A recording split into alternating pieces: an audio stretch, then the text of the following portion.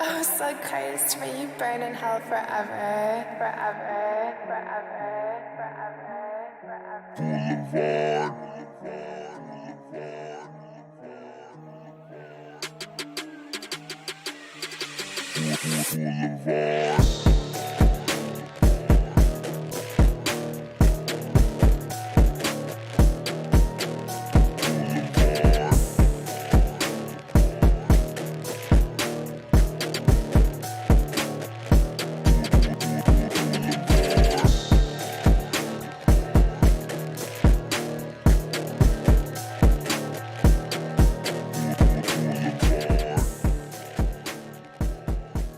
Hello, everyone, and welcome to Blvd Bullies versus the world.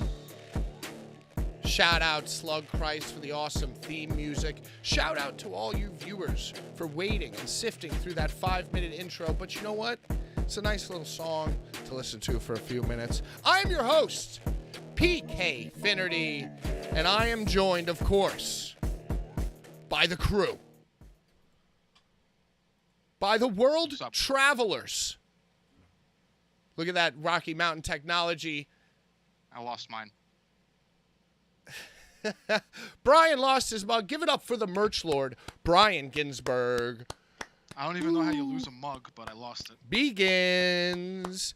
And of course, the yuckster, the Hulkster himself, popping his ring announcing cherry this week, flying the red eye to Tennessee to see Ric Flair's last match. Ringside, figures for sale, Sean. What is going on, everybody? Ringside is here. Good to see you guys. Thank you for being with us another week. It's been a great week. Crazy week. You know, Sean, It's been a hell of a week. I saw your post online that you were like, oh, it's been a great week. Monday, Madison Square Garden. And it's like, oh, my God, I forgot that was last week before the studio show. Yep. We reviewed it in the studio. Hectic. It was hectic, but I loved every minute of it. Yeah, you've been traveling the world, and I want to ask you about. The studio was awesome. That was great, bro. Always is. The Love being studio there. was Otter dope. House. Otter House. Shout out Otter House. Shout out Bull James. Great guest. Oh, love Shout him. out to Cool Bull. guy.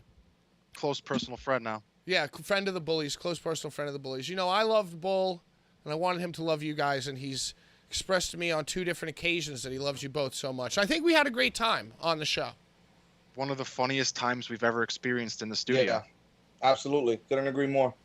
Otter Could not House, agree Bull more. James. Yeah, check the recently featured videos or the next one down in this playlist to watch that. That's a good one. The studio is always a good time. It gives me new life, gives me new energy, and then I can't watch myself transmit that energy. I can't possibly hope to care or not hate myself. I do care. I care too much. Have you guys watched it back? I watched our SummerSlam predictions to get our to make it more interesting for the food challenge that we have. Brian, the food So I got challenge, that. Ginsberg. I like it. I'll be honest. I brought you watched guys it back aboard. for a specific moment. What? I watched it back for a specific moment. A moment in time that happened in Outer House where somebody hurt themselves very badly. Right, of course. And our fans didn't get to see it. And we finally got the cold, hard footage. You know, like the first 48 footage that they give. You know, the hard camera. And we got it, man. So the footage has surfaced. Unobtainable footage we have obtained. We have obtained the unobtainable footage. Yes. So, I guess we're all on the same page. We're all thinking the same thing. You have to I think Pat should take us through what exactly we're talking talking about. through the highlight. It's like a shame. It's kind of like the highlight of Mick Foley's career being that he got thrown off of Hell in the Cell. You know, we had a lot of great moments during that show. There was a lot of good banter, I felt, you know, even though I can't watch it back. We wet our hair. We did a lot of fun stuff. But somehow the moment that took over and became the memory that lasts a lifetime is, of course, the Steve bump, the bald Steve bump, the BSB, off the stage. BSB, baby. The sitting chair bump off the stage. And we've obtained the security footage. Unforgettable, dude. I mean, he looks like he was pretty safe. He looks like he knew how to fall. From where I was sitting, all I saw, it was like because I must have been listening to someone say something, but when I looked at Steve, all I saw was his little feet and his little hands both in the air at the same exact time. His little tootsies. And his little tootsies, and me and Bull, we all shared the biggest belly laugh that we've ever shared together. Yeah, dude, it was a graceful fall. His legs became part of the chair. Right. Oh my God. It was You just had to be there. It's one of those things where you have to be there to see in the security footage, he looks like a young Rob Van Dam doing like a roll. Dude, right, wild, rolls himself away. Rolls himself, dude.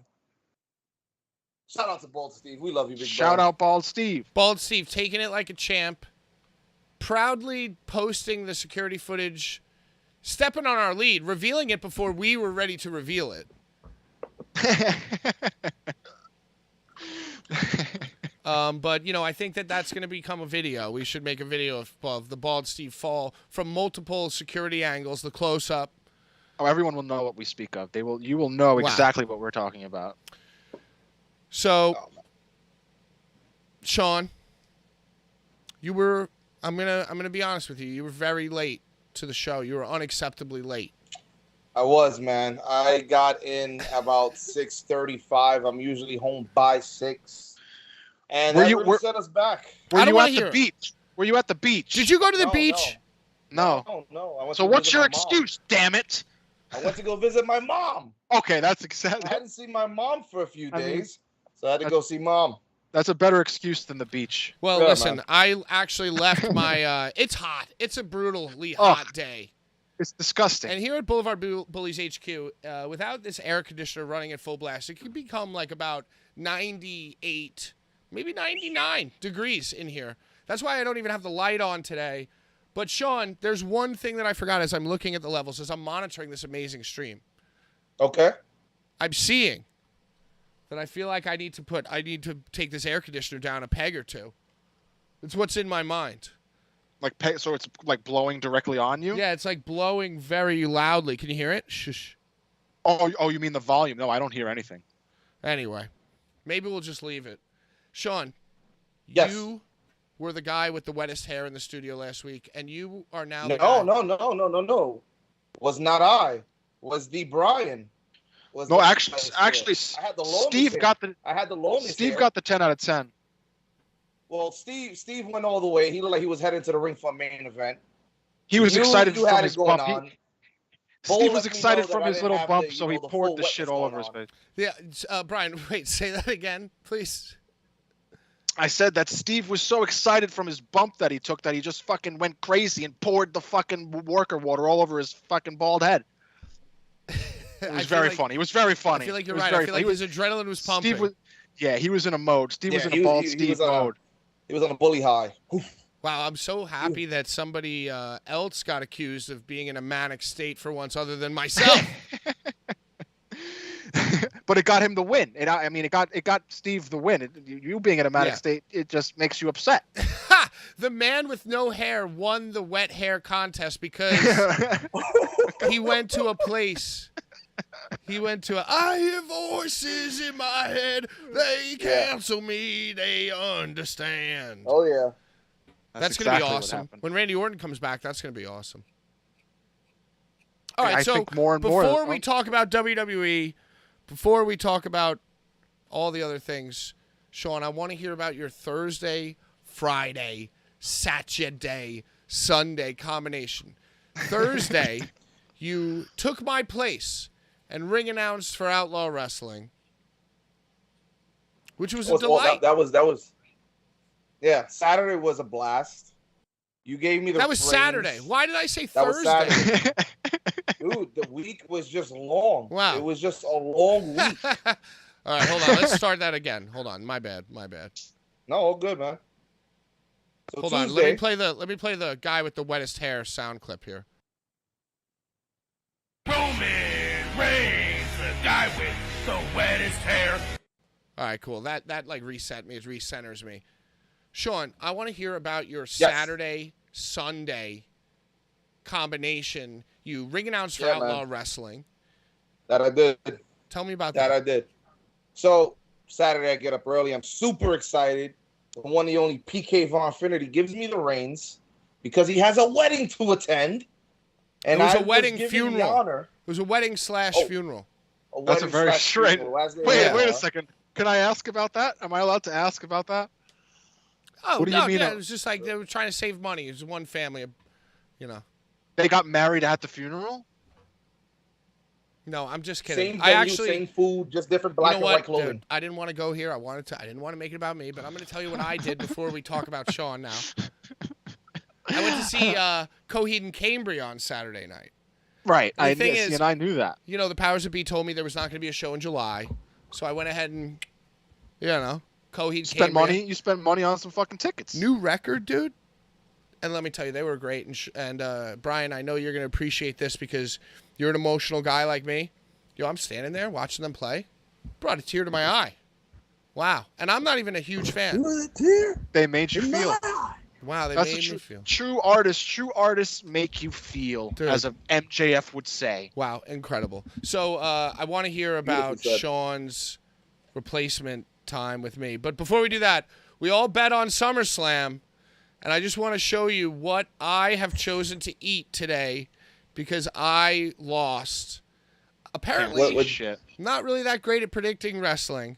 And Brian, I went into our It was close. It was close, bro. It wasn't like you were very off. It was a very close call. So you basically won, and me and Sean tied in last place. It all came down to the Roman Reigns Brock Lesnar match because you and Sean bet on Lesnar and I bet on Reigns. So Sean and I have to eat something. Sean, are you going to eat something later?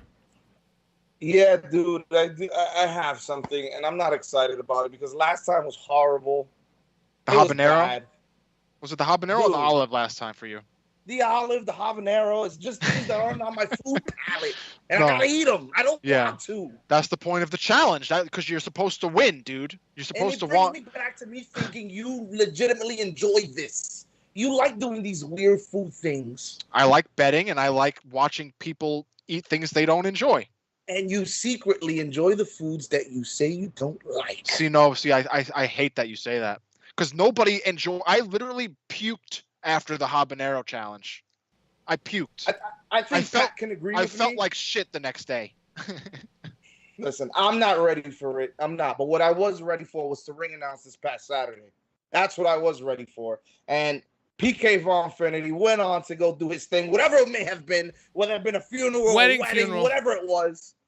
I showed up and I did my thing. And big Fuck shout yeah. out to Bull for giving me the platform to allow me to use my voice and announce these wrestlers for what they are, and that's pure wrestlers. Shout So out Bull. to Outlaw Wrestling, man. Shout out Sean for fucking killing it. Yeah, so I did that, and as soon as I was done, I had Wait a second. beer. Whoa. I want to hear about the inner workings of your first ring announcing gig. You know? Dude, I don't know if you remember. Are you were allowed there to for a talk? few- Wait, are we allowed to talk about it? Are we allowed to talk about inner workings? I mean, I think there are certain strategies and pressures and responsibilities that come along. I mean, I feel yeah. like I saw Sean at one point being Stressed. pulled in a few different directions. And I was like, yeah. and he's like, oh, well, I got to get this done. I got to find out these guys' infos. And then I feel like you got pulled in a direction, and I was like, yeah, hey, that's what Welcome. happens. That's what happens. It was the cards out. I don't have the card, so it's like, you know what? If it's your job, you got to figure it out and get it done. So I'm going about my business, trying to figure out the card, who's going on first, who's coming out first, just so I can get their proper, just proper timing for their entrances. I got pulled for some pictures. I'm looking at Pat. Pat grabs a phone call. So not only are we now taking pictures, but we're taking phone calls. And Yeah, I was gotta get taking a this phone card call. down. So I was just, I started to get flustered. I started sweating like if I was on the Perkins system. I kind of leaned was a into that lot. too. Like I knew that he was Shout busy. out heavyweights. Shout out heavyweights. Shout out heavyweights. I man. knew that he was Perkins busy. system. I I knew, was sweating bullets, dude. yeah. And you know what? And it was hot, dude. It was hot. There was some hot air It was. in that building. It was. dude. It was hot. Where you was, know, hot. where You the, know was what that? I'm Was saying? it at the Those fans help. Was it at the brewery at the church? It was at the Queens Brewery. So those cold beers definitely helped out. And what's funny was that it was actually much cooler outside than it was inside. So once the show was over and I went outside, it was like legit a breath of fresh air. It was so cool outside. And Yeah. I left to the airport all drenched in sweat. and Can't get better than that. a professional such as himself, dude. The barometric pressure matters, dude. To us ring announcers. very Absolutely. true. I mean, you heard of? Did you hear me announce one? Oh, Maybe two? I was sitting there for a few. Yeah, What did you think? I thought What's you your honest sounded great. opinion? I thought you sounded great. I will That's all admit that that when matters. so we have a very enthusiastic videographer who works with Outlaw Wrestling. He's great. Random Bouts on Instagram. You got to follow him. He's great. Guy walks around with like a camera on his goddamn shoulder the whole time. He's like works real hard. Fucking time. Gets dope shots, edits them together, makes reels, all the whole thing. So, but that's what happens, dude. I'm running around trying to get these people's infos, and Random Bouts wants to like take a shot, take a photo or something. So I knew that Sean was doing exactly that. And I was hanging out. I'm about to go to a concert, wedding, funeral, dude. So concert, wedding, funeral. So, you know, I was having a few went to beers. See My Chemical Romance. Oh, how dare you, dude? Whoa, how dare you? How dare you? That's what it sounds like. Wedding, funeral. Like, what else is going on? Well, a shotgun funeral. That's Panic at the Disco. I think you're referring to. Oh my God! Come on, That's no. Panic at the Disco. My apologies. Stop it. So anyway, I knew that Sean was stressed and had to run around and get a bunch of info. The sound guys asking him questions. So when it was time for us to take the photo, one of the fans was like, "Oh, this is my wife. She's on her way. Something. She wants to know what time the show starts." So I had to talk to somebody who was like yelling at me about the door. Like, "Oh, what do you mean door was at 3? The website said 4. The Eventbrite said 4." I was like, "Listen, Sean's taking care of everything. Don't worry about it." So then I'm making him wait deliberately for the photo. So I did lean into like wasting your time and like being annoying. I'm sorry, but go on. So then the show started. No. It's all good. I mean, listen, it's a part of the game. It's just stuff that happens. You know, you're getting something together. I was just fucking around a little bit. So yeah, man. We started with Michael Mastretta and Johnny Rambo, one of the students of the SATs. That was the opener. So that was cool. And then, you know, that got me comfortable enough to say, you know what? I have the momentum. I know what I'm doing. Just get out there and do it.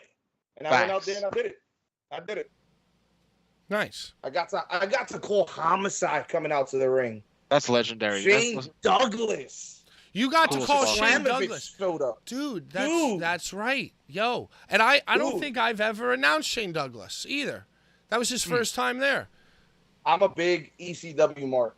Yo, So when Shane Douglas walked in at the around, fucking franchise, bro. So when Shane Douglas walks in at around 5 and change, I have the microphone in my hand. He's the first person that shakes my hand. I was like, you know what? I'm going to announce this guy. Today's my first time ring announcing, and it's somebody that I grew up watching. So, yo, couldn't get any better than that. Yo, man. yeah, so hell yeah, dude. I you very much. heard from multiple people messaged me and said that Shane Douglas cut a great promo. Dude, opened it great. Yeah. The match was straight. You know what I like? I like straight to the point matches with promos because it's like, boom, that's it, done. I thought you were going to say straight fire, but you said straight to the point. That's like so much less cool. No, hell no, not at all. You know why? Because it's I know what I'm doing. I'm going to go out there and do it. And when I'm done, nobody can talk shit. You know what I'm saying? And that's what that was. And I think that's what shows the younger people how to properly go out there and work a crowd. You don't always have to work them, you know, with your moves. You work them with your tone, the way you carry your voice, the way you deliver the words that you're saying. And Shane Douglas gave everybody that old school wrestling feeling. It was dope, bro. It was just cool to see in person and actually be a part of it. Do you know who was a great heel this weekend? Oh, I know who you're going to say. Do you know who I'm going to say? Because I was thinking the same thing as Sean was describing what he just described. Is it Jeff Jarrett? Yeah, dude. It is. Fire. Yeah, My dude. man was on fire, bro. Man. Dude, he was almost going to fight that one guy in the crowd on the way out, and I loved it. Yo, I loved that. I wanted to be that guy telling beer in his face twice. I love that so much. Yo, you know what? I'm gonna break your immersion right now. I think. Break me. Because I feel the same way. Jeff Jarrett coming out on Ric Flair weekend, which Sean got on a plane after Outlaw with Shane Douglas to go view in person, and not to jump ahead, but dude. As soon as I got off the plane, all I see is just the smoke from SummerSlam. And then I'm waiting for my cab. And then right behind me is Johnny Gargano and Candice LeRae. It was the most bugged out weekend, bro. That's most so bugged out awesome. weekend. Yeah. They didn't even do anything. Jarrett a few times. He did a signing or some shit. Right. Gargano did like a signing. Yo, shout out Jedi Joe, Urka, Alicia in the chat. Thanks for watching. Blvd Bullies versus the world. Sean, The world. tell me about after the smoke cleared and the dust settled from SummerSlam. So after the smoke cleared and the dust settled in downtown Nashville. Did you hit Broadway? Did you hit from the airport right to Broadway? Not right to Broadway. I went and I dropped off my bag. I changed my Outlaw Wrestling sweaty shirt. I put on an Austin 316 shirt, and I made my way to the Strip. I can't believe you sat through a whole plane ride sweaty. I didn't sleep at all, bro. I was on like wrestling high. Like right. I was just like my energy was just like bouncing off the wall. That was probably the fastest plane ride I ever took. I was in Nashville in about like an hour and 10 minutes. Oh, that's fucking awesome. Yeah, it was wild. Flight was empty. I had a whole row to myself. I enjoyed the hell out of it. I went downtown and I went into a bar called Tootsie's. Tootsie's. And when I left Tootsie's, this guy on the corner says, Boulevard Bully, Boulevard Bully. I turn around and I acknowledge, yes, we are. Yes, I am. I'm ringside Sean, 1/3 of the Boulevard Bullies. And he insisted that we take a picture to show his buddy, who's a fan of ours as well. So, you know what? There's Bully fans all over the world. I got to enjoy that. Got to introduce Shane Douglas and Homicide. And then I got to see, Jeff Jarrett beat the hell out of a man that was almost dead in the ring. That was cool. Oh, my God, that match. Brian, did you watch the whole thing? I watched the whole thing, yeah. I watched the whole thing as well. The event was awesome, man. I thought it was like nostalgia meets new school. Yeah. It was very sick. It was very sick. So I watched it, obviously. I watched it there. So you guys watched it at home. So from what I saw, it was obviously much different from what you guys seen. So I was watching your post. I didn't see anything bad. Dude, there was nothing bad about it. I thought it was like the whole show was smooth. All the matches were dope. And I really have no quandary with anything besides that I thought Ric Flair was literally fucking gonna die. I mean, he looked pretty bad. Dude, when he came out, dude, like it was the last 5 minutes of that match was nerve fucking breaking. Oh yeah, yes. But then once he came to and like was doing the after promo, it was like all right. It was like all right. Yeah, he came to. His lips were shriveled. He looked like a dead body, dude. Dude, it was scary, man. It was scary. There was at one point where I'm looking and he's on the floor and he's like not. Andrade gives him the gimmick.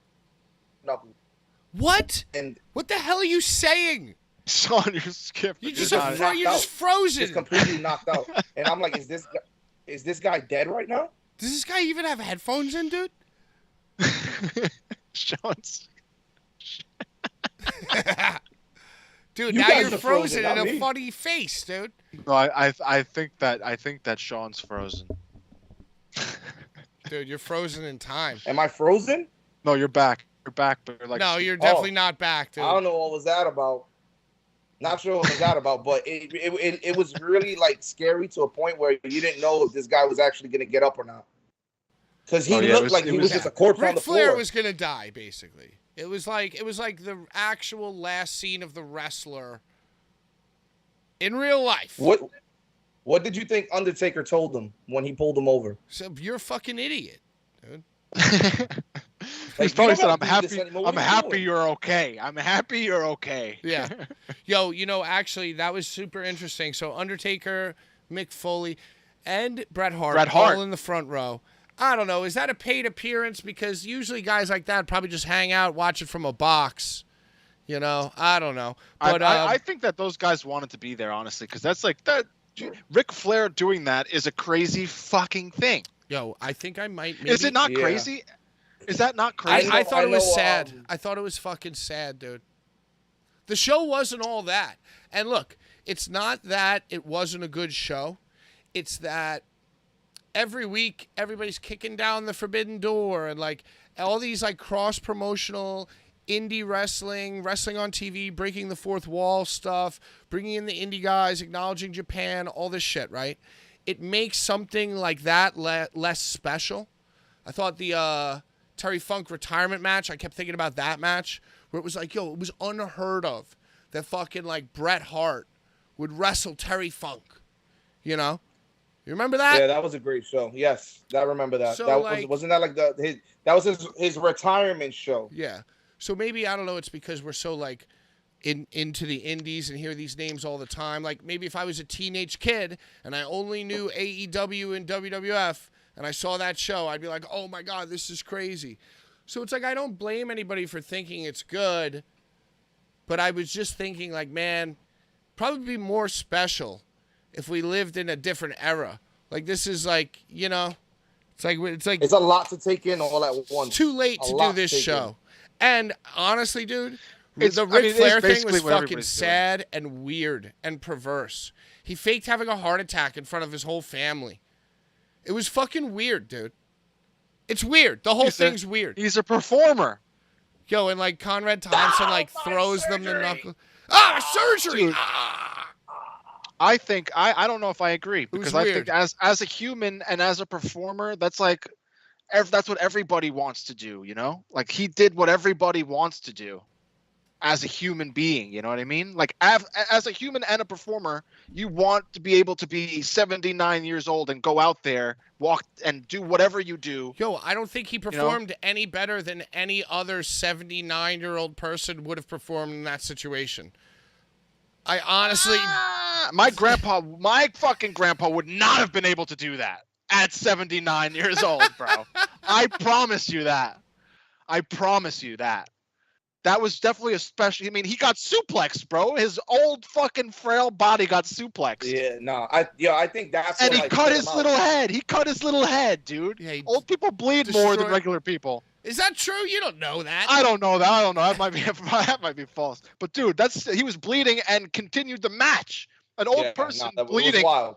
His heart. He had heart. Much to the fucking horror and perverse dismay of everyone who he's ever known or who has loved him. Andrade looked extra happy at the end of that match. I saw that. He got paid, bro.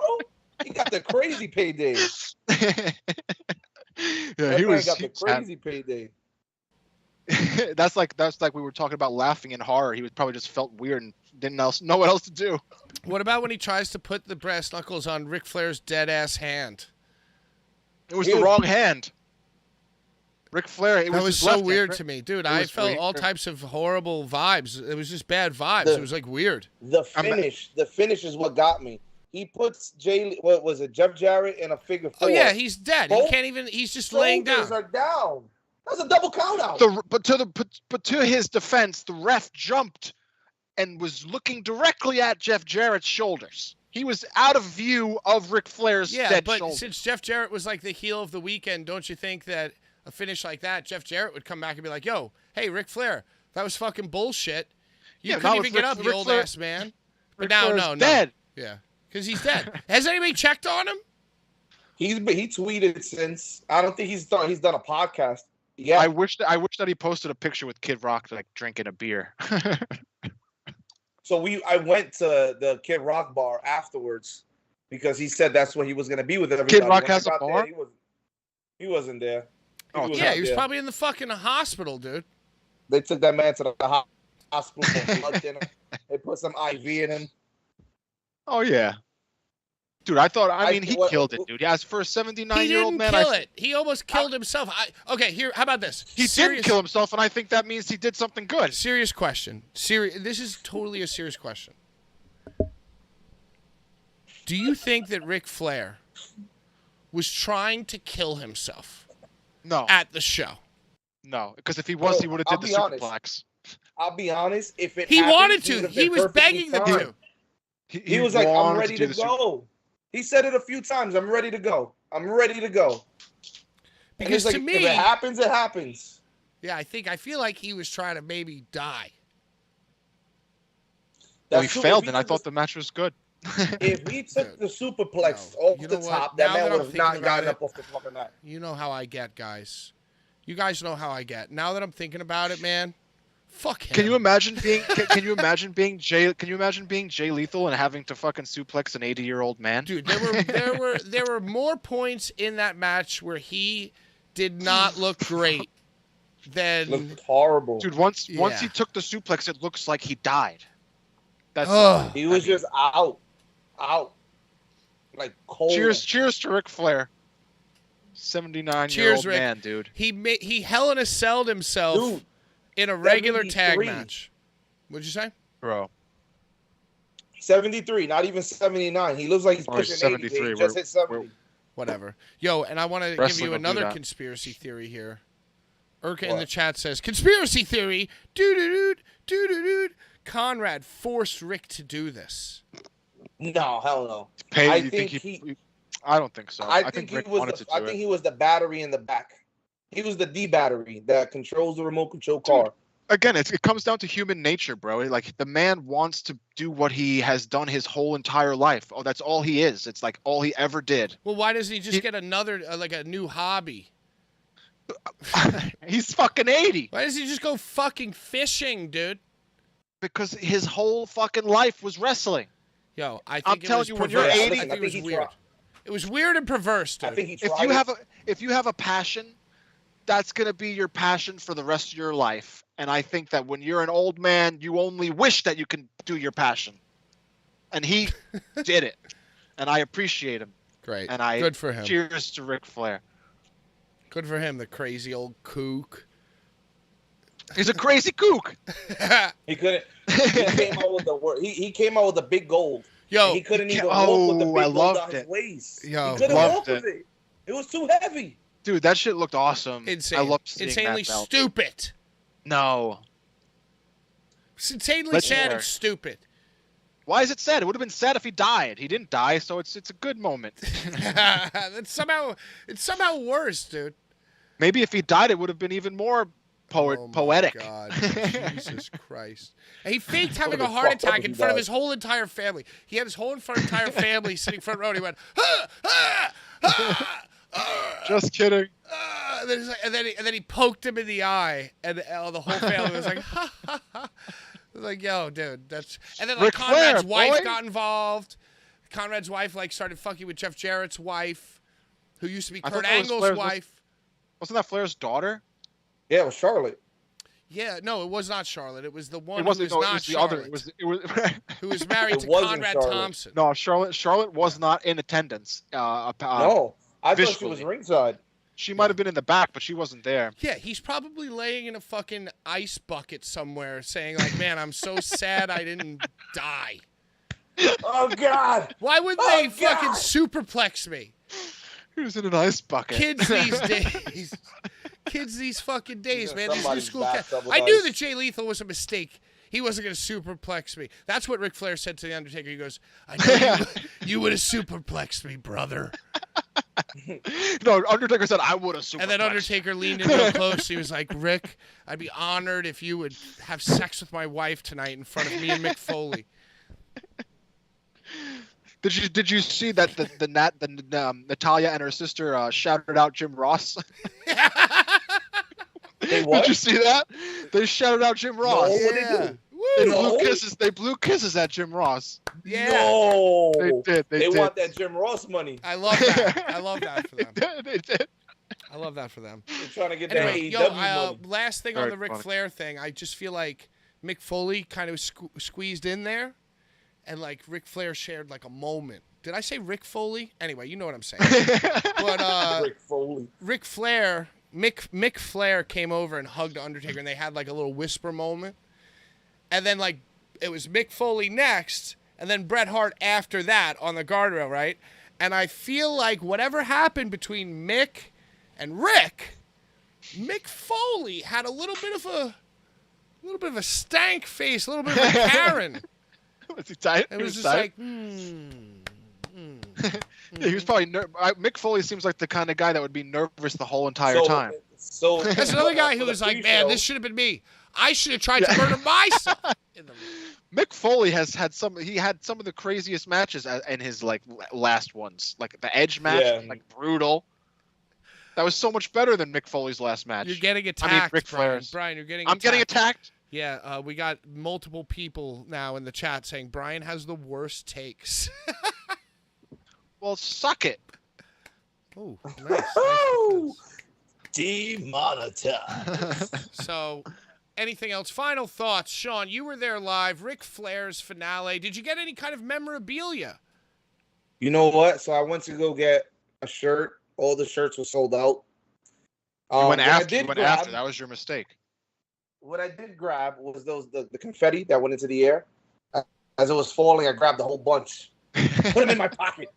So that's what I walked away with. You got Walked pocket away with that and some beer. Pocket confetti. That was it. It was cool. You know what?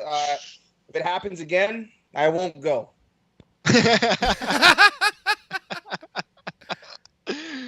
Did you see the funny picture of the it's like a fake Nick Gage versus Ric Flair fight? Oh, the last match too. Rewind. GCW showed up at the Bunkhouse Battle Oh, Royal. that was so and lame. Mance Warner showed up and he won the whole thing. I'm happy that Mance won it and not Joey Janela. At least it was So Mance. the last two people in the Bunkhouse Battle Royal at least were it was Bully Mance. Ray and Mance Warner. Yo, Bully like Ray that. looks a little old too, man. It won't be long before we're seeing him try to die in the ring.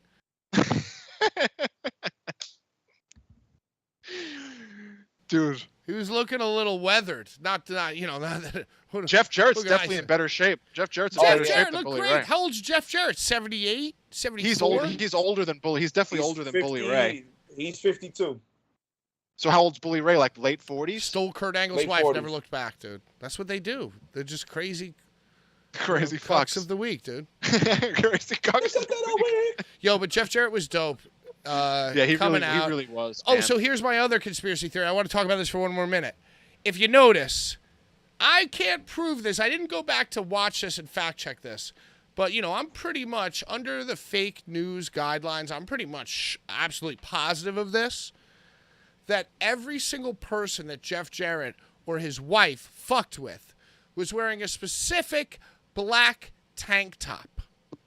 Okay? So they were worked. They So were they worked. were all plants. They were all plants. The hat tosses, the beer throws, the Well, you know what? orders. Okay, well, you know what? I think that in our generation of people that are too sensitive, I think it's smart to make plants so people don't get offended or too tight. I think that's a fucking horrible take. Sean, what do you think? Listen, I think that I appreciate the I think everybody work. that Jeff Jarrett, like you said, was put in front of was, you know, set out there. There were a bunch of people in the crowd that were just planted. There were people there. I'll be honest. There were people there with small boom mics trying to get crowd noises for the show. And then that whole thing happened. I'm like, you know what? That's not real. Yo, are you sure that you were just watching a Sean Ross Sapp? What was that? Because he walks around with a microphone. Did just you see in that case. So debacle? maybe he was boom micing the crowd for his own, like, you know. that dude is asking to get his ass whooped. I'm sorry. There was some kind of fight. Wasn't there a fight with him and like some other guy? Like yeah, a verbal he confronted a confrontation? low-hanging fruit, dude. That looked very fake too, though. That looked like it was a work. It might have been a He work, supposedly exchanged words with somebody on Twitter, and the guy showed up to StarCast where Ross Sapp was at. He approached him on the stuff like, "Hey, you look, what's up? You got a problem? Let's speak about it in person." It was So terribly Ross done. Sapp, It was being terrible. Ross Sapp, went and did his thing, and It was terrible. I thought it was too obviously like done, or they're He's a just like fucking really idiot. not good. He's an idiot. You should have just Of punched the him in the what? face. He's a fucking idiot. I'm not a Cuck big of the fan of week. him. But, you know, listen. Not a big fan of us either, so what can I say? But, yeah, that was like, even if it was real, it was like a low-hanging fruit thing, right? Like, even if Sean Ross Sapp didn't initialize it, and it was just like he was standing wherever he was, and the guy came over, I just feel like, you know, you identify the threat level, and this guy was obviously like an easy mark, and maybe would have said, apparently according to SRS of Fightful, you know, according to him, this guy had said like, what would you say, bigoted comments, closed-minded, shit? bigoted comments Yeah. and shit. Okay, so it's like, okay, fine, fair enough. Oh, you're in the right. But it's like, that's the thing, right? Like, let's say a bum tries to rob you, you know, Right. or a bum tries to stab you, like, and you punch the bum. Like, once you punch the bum, are you the type of person who's just going to, like, you know, preserve life? Or are you going to be one of these people who, like, American Psychos them fucking Ryan Gosling drives them and just stomps their head in because it's like, oh, well, you broke into my house, so now I can fucking murder you, and I'm going to. You know what I'm saying? You know what I'm saying? So it's like I feel like Sean Ross Sapp knew that he was in the right. Like, and this is giving him all the credit. This is assuming it wasn't a work, it wasn't a put on. This is assuming that he was all of a sudden randomly with a camera rolling accosted by this Twitter person. Right? That's giving him all the credit. But even if it's real, that's a guy who smells blood in the water, realizes that he's in the right, he can do whatever he wants because he could win a physical altercation. This person, if they have proven horrible tweets, then like nobody's ever going to side with this guy. So Sean Ross Sapp is like basically a bad person. And what I'm saying is that I'm a better person than him. Brian, you're a better person than him. And Sean, you're a much better person than him. You know? Sean's probably the best of them all. No. Do you see what I'm saying? Am I babbling? Am I fucking babbling? No, Oh no, I feel you, dude. No. You know what I mean? So what are you gonna do? Like, I don't even know who these people are, honestly. Who the fuck is Bob Sapp? Bob Sapp. Yo, this guy Bob Sapp. Yo, he's just like Is he a YouTube? He makes wrestling news? No, yeah. He when the news breaks, he fixes it, dude, and he fucking hops on Twitter and gives his fucking hot. Is he like a Dave Meltzer? Is he like a Dave Meltzer? He's a pundit. Yeah, he's a fucking pundit, dude, with a capital P. I think he just goes on Twitter and just does a bunch of self-educated guesses, and they either hit or hypothesis. And if they don't hit, then he has to back it up. And now what he's doing is verbally backing it up to the point where people coming up to him as if they want to. He's a fucking idiot. That's what I sounds like say. an idiot. He's a Sounds goddamn like a moron. goddamn He's an idiot. idiot. He's a disgrace to the wrestling business. Yo, so Bob Sapp, the idiot of the week. yeah, he might be the idiot of the week. And you know what? Beer, blood, and body slams. Follow on Instagram, approaching 13,000 followers, growing at a much higher and terrifying rate than we are. But hey, God bless you. Follow them. They're a better person than Bob Sapp. Jedi Joe, another person, much better takes than Brian and much better takes than Bob Sapp. You know, Sean appreciates Steve my in the takes. chat, Urka, everybody. Alicia from before.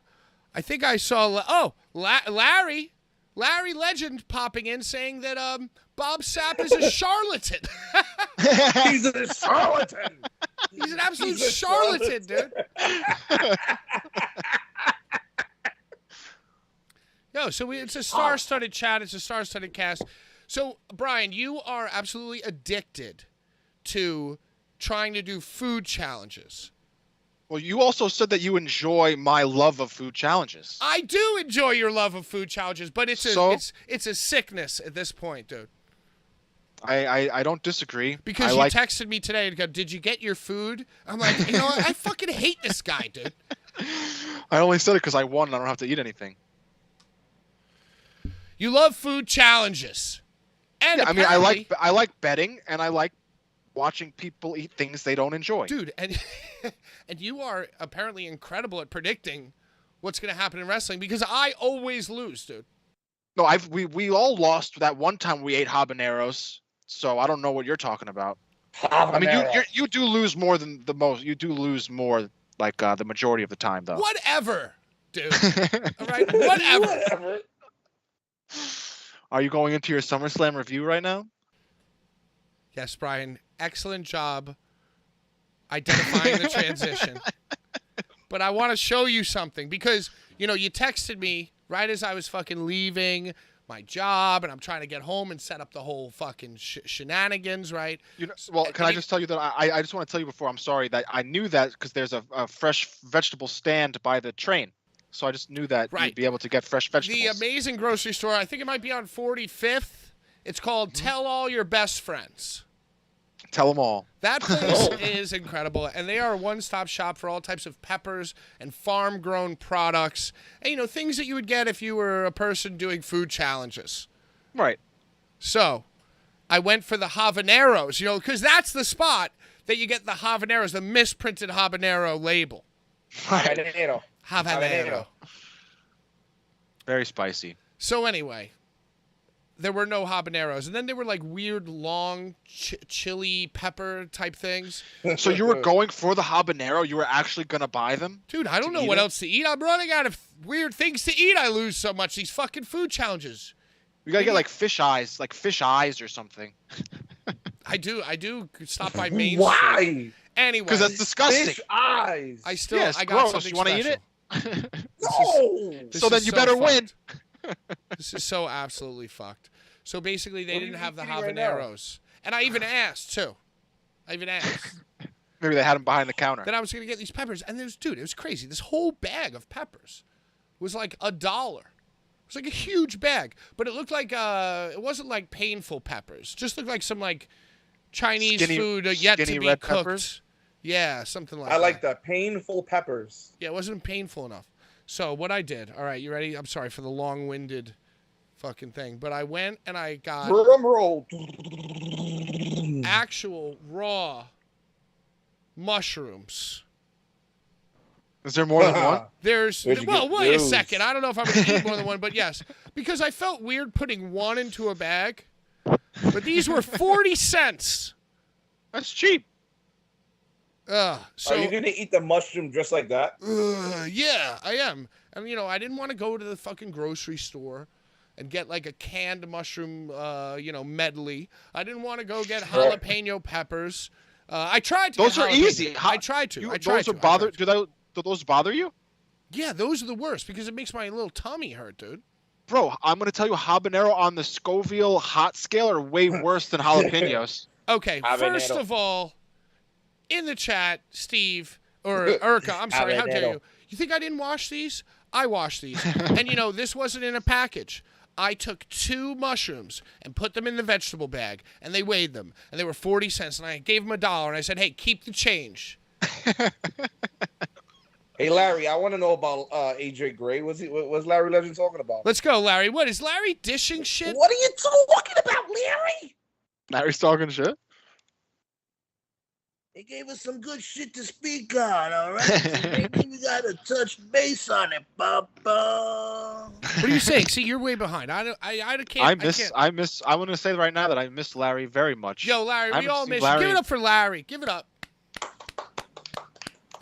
I need to give Larry a fucking hug or something. So who's going to run down the SummerSlam predictions? The SummerSlam results? Did I say that it was me? Because Yeah, I didn't. you're supposed to take care of the SummerSlam review. Shit, So hold on. Jesus I have the Christ. matches right here. I wrote them all down because I have our predictions. All right, Brian, change your plans. You take care of the SummerSlam predictions. Right. So you want me to review it, or we're just talking about the matches here? I think we need to talk about the matches in order. Do you have that? Because I could grab that. I mean, I just have. Yes, I basically have them in order. I feel like you don't. I mean, does it really matter the very specific order? I have them from.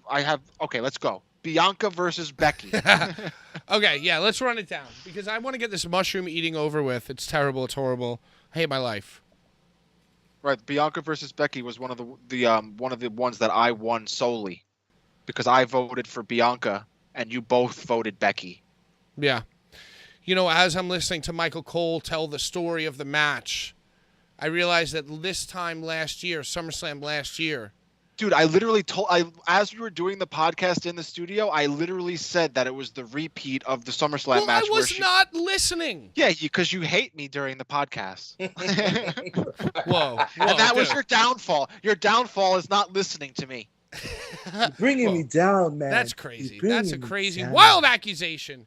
Obviously, I was positive that you and you alone, Brian, were going to be wrong, and I was wrong yet again. Right. So now I eat the shiitake mushrooms. Eat the shit.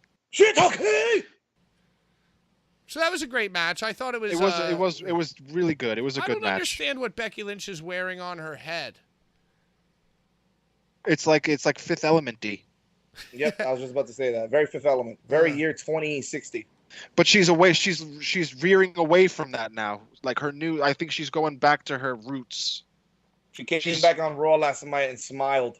Right. She's ditching the fancy clothes. She said. Oh, But okay, she said that. She's on her promo was very. Yeah. We're not in the Raw review right now. We're in the SummerSlam review. Well, But it her makes sense promo though on Raw was because good. she did injure her shoulder at the match. That's a legit injury. That's a legit injury. That's a legit injury. Popped She that bad boy dislocated. out. Yeah, popped it She out. wrestled with it out of place. That's insane, bro. I've dislocated my shoulder before, and to do that, like, it's insane. That's insane shit.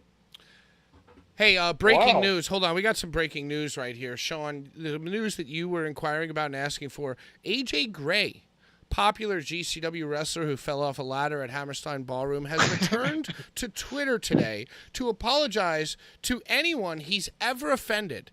And that's bar none. Everyone across his entire life who he's ever offended. Breaking news, AJ Gray has returned to Twitter to apologize to those people. What did he do? Offended, I'll give maybe, you those the people. Dumbledore clap. I don't even really know about AJ Gray besides him falling off the stupid Hammerstein ladder. AJ Gray is a part of the Second Gear crew alongside Mance Warner. It's the worst member of it. Matt Justice. Whoa, hey. And, he wasn't in the Battle Royal, was he? No, he wasn't. He's been out for quite some time. What, did he hurt his shoulder throwing a very irresponsible clothesline on somebody? No, I'm not sure what happened. Sounds like a cock, if you ask me. Whoa, Brian. Whoa. Should we play the song? Do I have it? Just I have play it. It's right here. I could touch one button. Are you guys ready? All right, let's just do it. I mean, Larry's here. Larry, listen to our song. Cuckolds are brave. Even though we said we Cuckolds are emotionally strong. Cucks are wonderful. Cock! It just happens. It's a piece of art, man. The cock of the week! Cock of the cock of the week! Brian's cock of the week! Cucks are loved. Wow, incredible. So that's pretty It's much art. it. Well, Wow. are we continuing with the SummerSlam review? Yeah, Bailey and Io Shirai and the person Io Sky. Oh yeah, sorry. And Did you hear? Did you notice that they changed it mid-match? Like when she first came out, they said Io Shirai, and then Cody Graves started or what's his name? What's his name? I'm not sure. I don't Corey remember. Graves. Corey Graves started saying Io Sky. He just changed it in the middle of the shit. Well, they took her nickname, which is the Genius of the Sky, and they got out of Shirai, and they put her back in the sky. So now what was she's wrong with Io Shirai? Sky. Too It's foreign. still- It's too foreign. still- Doesn't hit I those guess- demos, dude. I guess. I couldn't agree. I was just about to say that. Yo, Couldn't who agree was more. the wrestler with who was the pirate? She was my favorite. Katie Lee Burchill? No. No. No.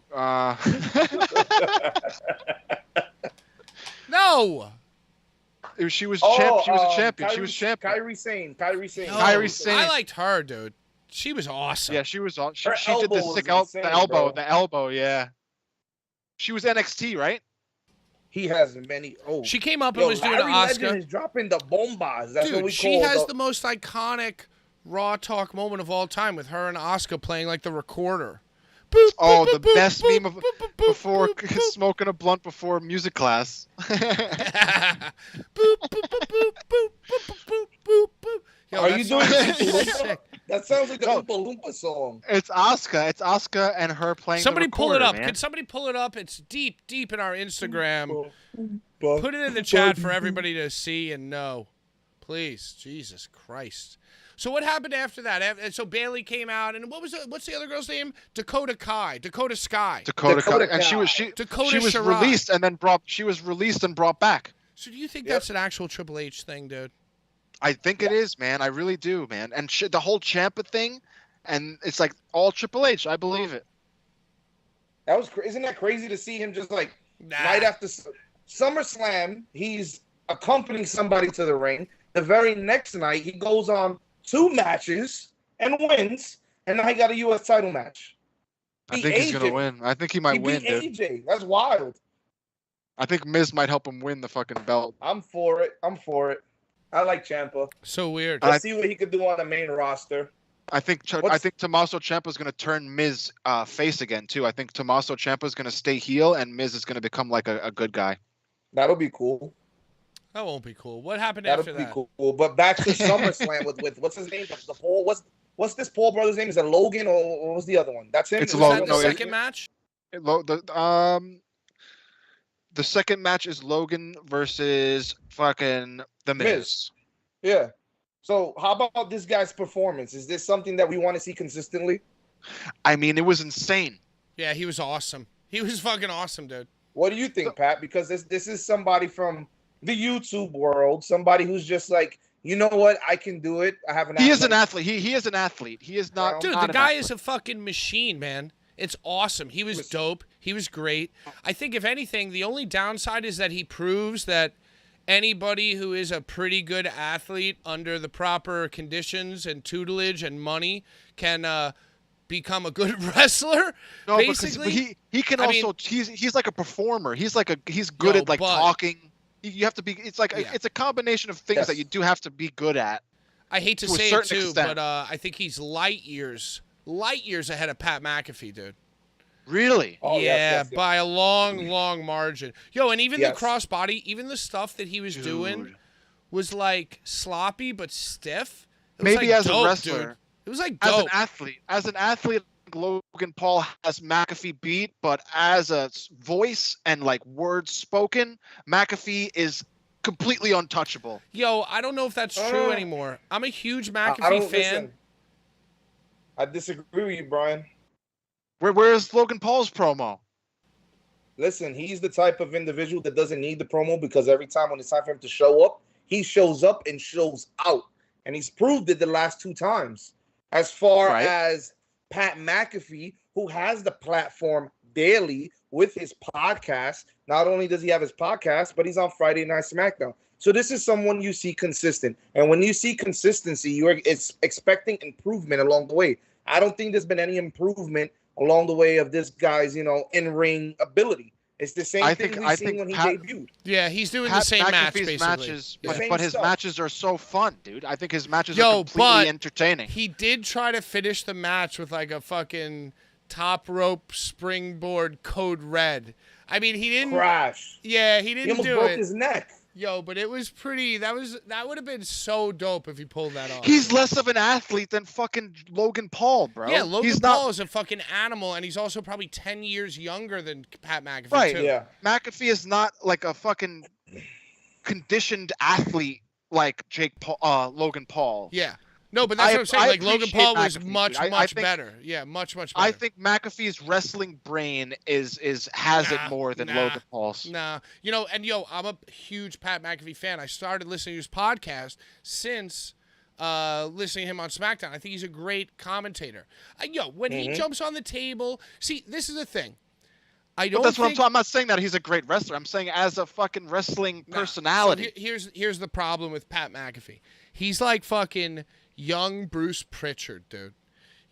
He's just like all in on Vince and all in on the ideology. And he's like, yo, I'm so happy to be here, bro. And I'm not, that's not a knock. It's fine. That's totally cool. But like he jumps and they're like, hey, Pat, we love you. Vince loves you. Do whatever you want to do. So during the Shinsuke fucking song, he jumps up on the table. So now Vince goes to him and goes, hey, man, that was great. I love you, man. Jump up on the table every single time. Right? And it's like, hey, you did such a great job at WrestleMania, man. I want to do a whole program with you at Baron Corbin Pillman Jr., Baron Corbin Pillman Jr. By the way, side note, just to rewind to the Ric Flair thing, Brian Pillman Jr. still sucks. Horrible. Yeah. Horrible. But that anyway, tag match was... But anyway, so What was Pat the next McAfee's like a match? company man. He toes the line, right? So even if he does have like really good creativity, I feel like they tell him, yo, go out and start the bum-ass Corbin chant. So now, because he has that direction and he's like all in on it, that's starting to annoy me. Whereas Logan Paul is just like his own thing, and WWE's like kind of sucking him off a little bit. Logan Paul did like 2 matches. He hasn't even done barely anything. The difference in improvement between Logan Paul's first match and his second match versus McAfee's like kind of run is like night and day, dude. I didn't even think Logan Paul's first match was bad. Dude, those clotheslines that Logan Paul, it was just a different kind of match. It was just a different kind of thing. Logan Paul's match to me was not a celebrity match, dude. The guy went so hard, dude. And you could tell he really fucking cared. And hats off to The Miz, dude, too, who was literally just letting Logan Paul beat the shit out of him. Just letting him beat the fucking shit out of him, dude. Yo. It was a good match. During that match, So during that match, when Logan jumped off, had a frog splash onto the outside, right? Which there was was also somebody insane. I seen in the crowd, and the person I seen in the crowd was Dwight Howard, NBA player Dwight Howard, who played with LeBron, right? He went for the tryout. Now, how do you feel about all these outsiders now? I want to be a wrestler. Do you think it's going to get watered down to a point where it's like they're not going to do it because it's like they don't want to make a mockery out of it? I feel like they've always tried to get athletes to participate in professional wrestling. From back in the day, yeah, even they've always Battle Royal. right. They've always Yeah, had throw it. the They've always been refrigerator in there. trying to bridge a gap, like connect it, like UFC guys or whatever. But I think, just hope they don't water it down. And Yo, I do the hope thing that- that sorry. no, go ahead, finish up, Brian. That's cool. I heard that Triple H. I heard that they're going to start hiring indie dudes again because Vince McMahon was like very against that. Well, Larry I mean, just that's what- said that that's- Hunter going That's to what bring Larry all the just said, kids too. home. Hunter's bringing his kids home. Yeah, Right. Sean's on it. Yo, I don't think that like the way it was done waters it down. I think it goes back to what I was saying about like the Flair show, where it's like, yo, if I was a different age and it was a different time in professional wrestling access across the board, maybe the fourth wall, maybe it was a little higher just so that like maybe the other companies still don't mention, but you just see the indies and everything mentioned so much all the time that it was just like another not WWE thing. And I kind of blame Tony in a way because the ROH and the AW stuff is just kind of like the same stuff now. And now it's like really just like not WWE and like everything else. I'm sorry, you know what I'm saying. So I'm just saying, like, the thing that waters it down for me is not the product and the way they went about it and, like, the fucking psychology behind it. Because on paper, the psychology is mad good. But it's just, like, the environment and maybe, like, just where I'm sitting, from where I'm looking at it. It's just like, yo, oh, my God. Like, and I thought that during the Flair show, too, not to go backwards, but I thought, like, man, I wish I was watching this in, like, 10 years ago, 20 years ago. And I thought about a lot the Bret Hart, fucking Terry Flair match. Terry Flair match. That's really what it Yo, was. but actually, speaking of SummerSlam, dude, something that made me feel like I was watching something fresh and interesting was actually the main event of SummerSlam. I loved it, bro. Like, that actually felt kind of new to me. I mean, okay, maybe you could make a case that was like, oh, that was 2010 WWE. But I don't know. They've never done that before. They've never lifted the ring with a fucking tractor in mid-match. That was awesome. We've seen it collapse multiple times, but we've never seen it been lifted off the ground. Dude, and he's been doing the whole farmer fucking thing, and like he came out with the tractor, bro. It was like, did you think it was very good? I thought it was very good. When the ring collapsed that first time. What was it? It was like Lashley in the Big Show or Brock in the Big Show? It was Brock Big Show. SmackDown. And the ring collapsed, right? Like when that happened, do you guys remember that happening? Did you watch it live? Yep, it went right off, it went off air. When it went off the air, I was like, yo, and then Brenda Black news comes on, and I'm like, here's the news. Yep, UPN so 9, brother. That's what I was about to ask you. It's like, what was your reaction when you saw that ring collapse that first time? Legendary moment. I was a kid at that time. I must have been like fucking 15 or 16 years old. Huh. Yeah, I popped crazy. Yo, so I feel like the first time I saw the ring collapse was much later than both of you because I don't remember that. I remember like Big Show Mark Henry or something like years later. They did it a few times, right? They did. That was Vengeance 20. That was like 2014, something like that. Yeah, like after. And they were like 10, reinforcing the ring. They were like, we have to reinforce the ring with these like moving weight things, and they put them around the ring so that nobody falls and breaks the ring, and it wound up happening again. And it just became a recycled spot all the time. Well, to me, the tractor was the coolest shit. Much cooler than that. I saw a funny meme that said that the people in the front row paid like thousands of dollars, and then they had to fucking watch the match with the fucking ring in the air. I saw that too. Yeah. That was funny to me. All right, you know what it's time for, yo? What? It's time for a Boulevard Bullies fucking patented Smoke break. smoke break. I was waiting for it. I didn't want to mention it. I don't want to get in trouble. Yo, you know Yo, what? you know That's what's poppin'? true. You gotta shave your pits, bro. Now, Sean, did you shave your pits for the show or did you shave your pits for the weekend?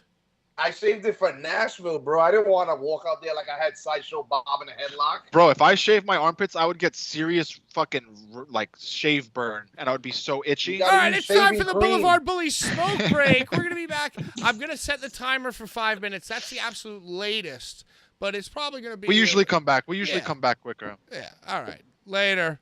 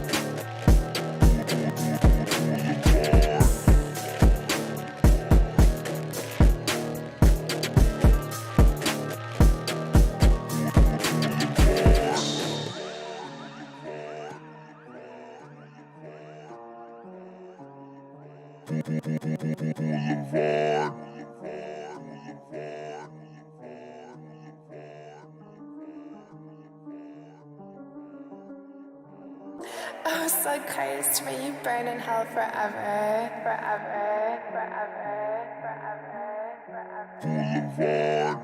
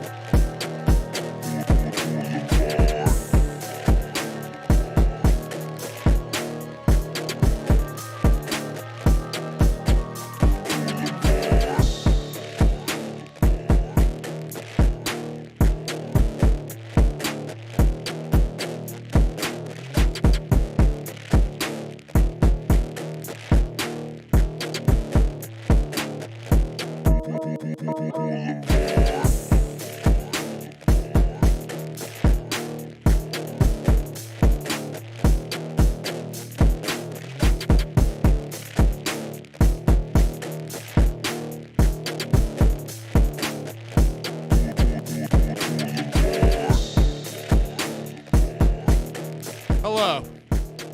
How are you? Welcome back to the Blvd Bullies Smoke Break. In the second half of the show, we are going to continue to run down SummerSlam. We're going to eat the weird shit that we shouldn't eat. We're going to talk about maybe some other things, including the AEW video game, and maybe we'll get to AEW land and territory. Of course, I'm joined by ringside Sean, the Hulkster, and God's Hate Superfan Begins, the Merch Lord. Did you see his dive? Yeah, it was irresponsible and shitty. Dude, he's a fucking... Kyle, shut the goddamn mouth. You know, So that's a shit. irresponsible. That's What, the he worst wants- take. He wants to hurt his own fans by throwing Dude, his he's 200... he's a fucking rock star, jumped off the stage, and he He's did not what a he did. rock star. Bro, give me a he was break. that's too big of a man to be jumping off a stage like Yeah. that. I'm sorry. Oh, so Too your big of a biggest man. fans... Dude, are I some- would have, if I was at that show, I would have loved that. It would have made me so excited. Oh, yeah, if he I fucking tell you- landed on your fucking head Did and you broke see your he collarbone? Dude, I literally, at those shows, I am climbing on everybody's head. Yeah, but That's you're what I not do. 280 pounds, dude. He's probably he's big. 300. He's probably 320, dude. Yeah, he's a big boy. Well, to his defense, he also didn't really like crowd surf. He kind of just like jumped into the crowd and then like went to without the floor. warning. Without warning. Like, What went warning? from He's a one big s- fucking the big 300 guy. pound- All right, Yeah. Went back from- into SummerSlam. Went Back in from fuck- one side God's- of the stage to the other and God's just hate is fucking awesome. swan dove onto his unsuspecting, adoring public, by the way. Delete. Dude, adoring, that's his dude. The fans want you to jump into the Oh, crowd. yeah, you want... you think if I'm standing front row for God's hate because I'm a fucking idiot, that I want... If you were standing front row for God's hate, you probably would have been hyped. Brody Lee was jumping in the crowd. If Brody fucking King Brody King, sorry. was fucking Rest in peace. jumping into my fucking head, dude, I would not be cool with that, dude. What an idiot. What an asshole. It's all about him, right? Oh, you're so cool, dude. You're fucking 6'4", 290 pounds, whatever the fuck. You've never been picked on your whole life. And How you're do just a you fucking know? big asshole. And now you're not only you're a wrestler on Yo, TV, you're the lead singer of a band. So fuck it, man. Hate breed forever. Yeah, that's a big boy. Ugh. Yo, you ever see Jamie Jasta acting like that, dude? Hell nah. Hell nah. What a fucking asshole. Fuck him, dude. He's going to swan dive into the people who want to be close to his band. Yo, and I'm sure it was It's called a stage dive, bro. That's Yo, fucking and you know metal. what? There's It's a fucking different, what you there's do at a a rock different show, way. motherfucker. There's different ways to stage dive, just like there's different ways to mosh, dude. So, like, you can He mosh didn't with... hurt anybody. Nobody got hurt. There was nobody Yeah, injured. fucking luckily. Nobody got injured, Yo, you bro. think that What that do you mean, person... luckily? You think that person that That he was didn't fucking palm professionally strike in the done. head? Sean, you've seen it. Back me up here. Dude, metal Dude, now, people I'll get be honest, pumped. Brian, People I'm gonna be stand and honest. get fucking crowd killed during shows, and they love it because they love No, the dude. music, No, dude. because, yo, if you are a crowd-killing bro. enthusiast, you can still know where the fucking danger is coming from and put your arms out and use your expertise. in Nobody the got field. hurt. No, yeah, luckily. Nobody was hurt. Everybody saw the 400-pound man coming guarantee toward you, them. I wish I could pull up that clip. I wish I could pull up that It's such a clip. good clip, Yeah, it's dude. such fucking bullshit. I saw a picture. It's fucking Massachusetts. Legendary. It's Massachusetts. fucking what's it called? God's hate, bro. FTS. What's it called? IDS. What? Fucking fists What full the- of rage. Fucking bullshit. BBH. Yeah, it's fucking bullshit, dude. Yo, and yo, Shout out. If he Shout wanted, out BBH, bro. if he wanted to crowd surf, dude. Rocking the building. He wanted to crowd surf. He could have like telegraphed it more, right? He could have been like, "Hey guys, here I come."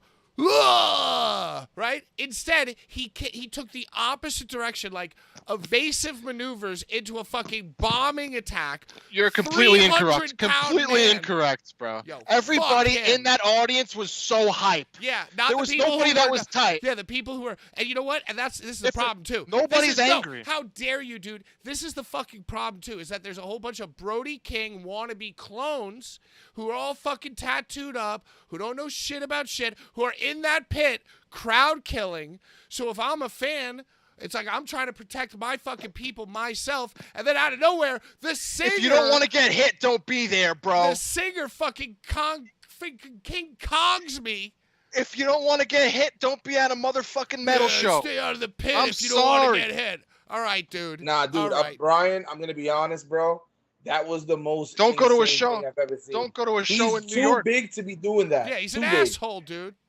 Too big to be doing that. You know what? There's somebody in the crowd, No. regardless of how excited they are. Nobody was somebody's tight. gonna get hurt. If Nobody a was behemoth of a tight. man like that I'm gonna comes tell flying you, in the sky, as I'm a stepping musician, to the side. Oh, Fuck yeah, you, what as a you doing? musician. I'm not Get here to out fight of as here. a musician I'm and a getting Get out of fan, here.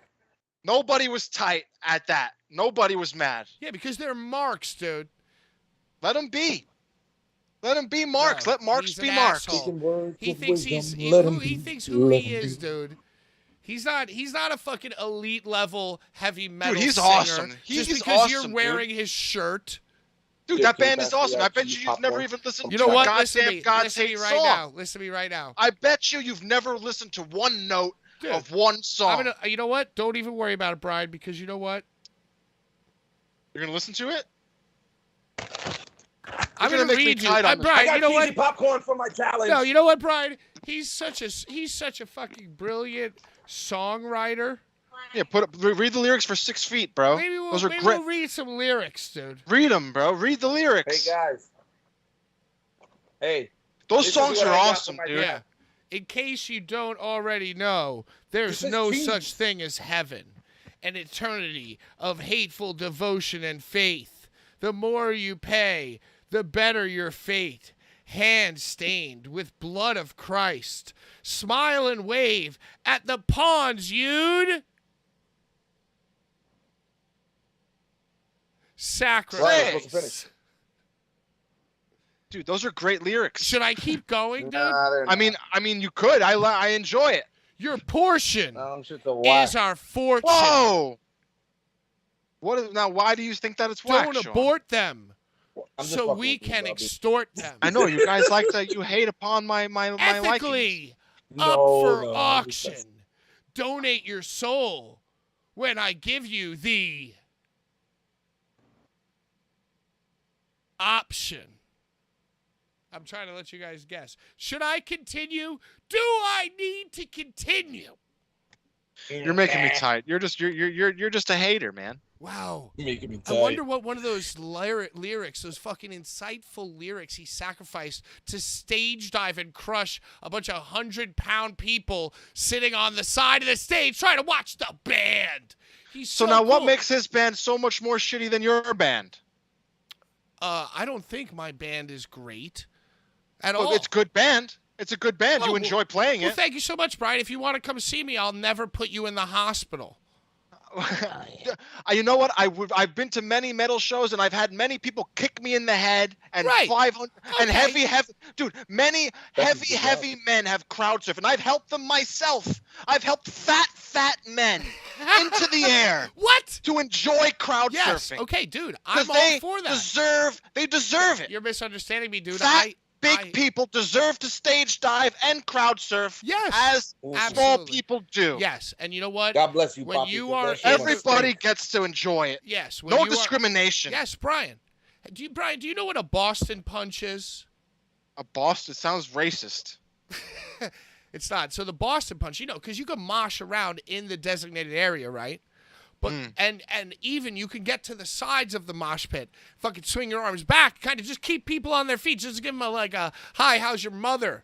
I'm really into Right. this song type of thing, right? Right. But a Boston punch is when you turn and face the rim of the audience, the people who are around the perimeter of the mosh pit, and you just start punching.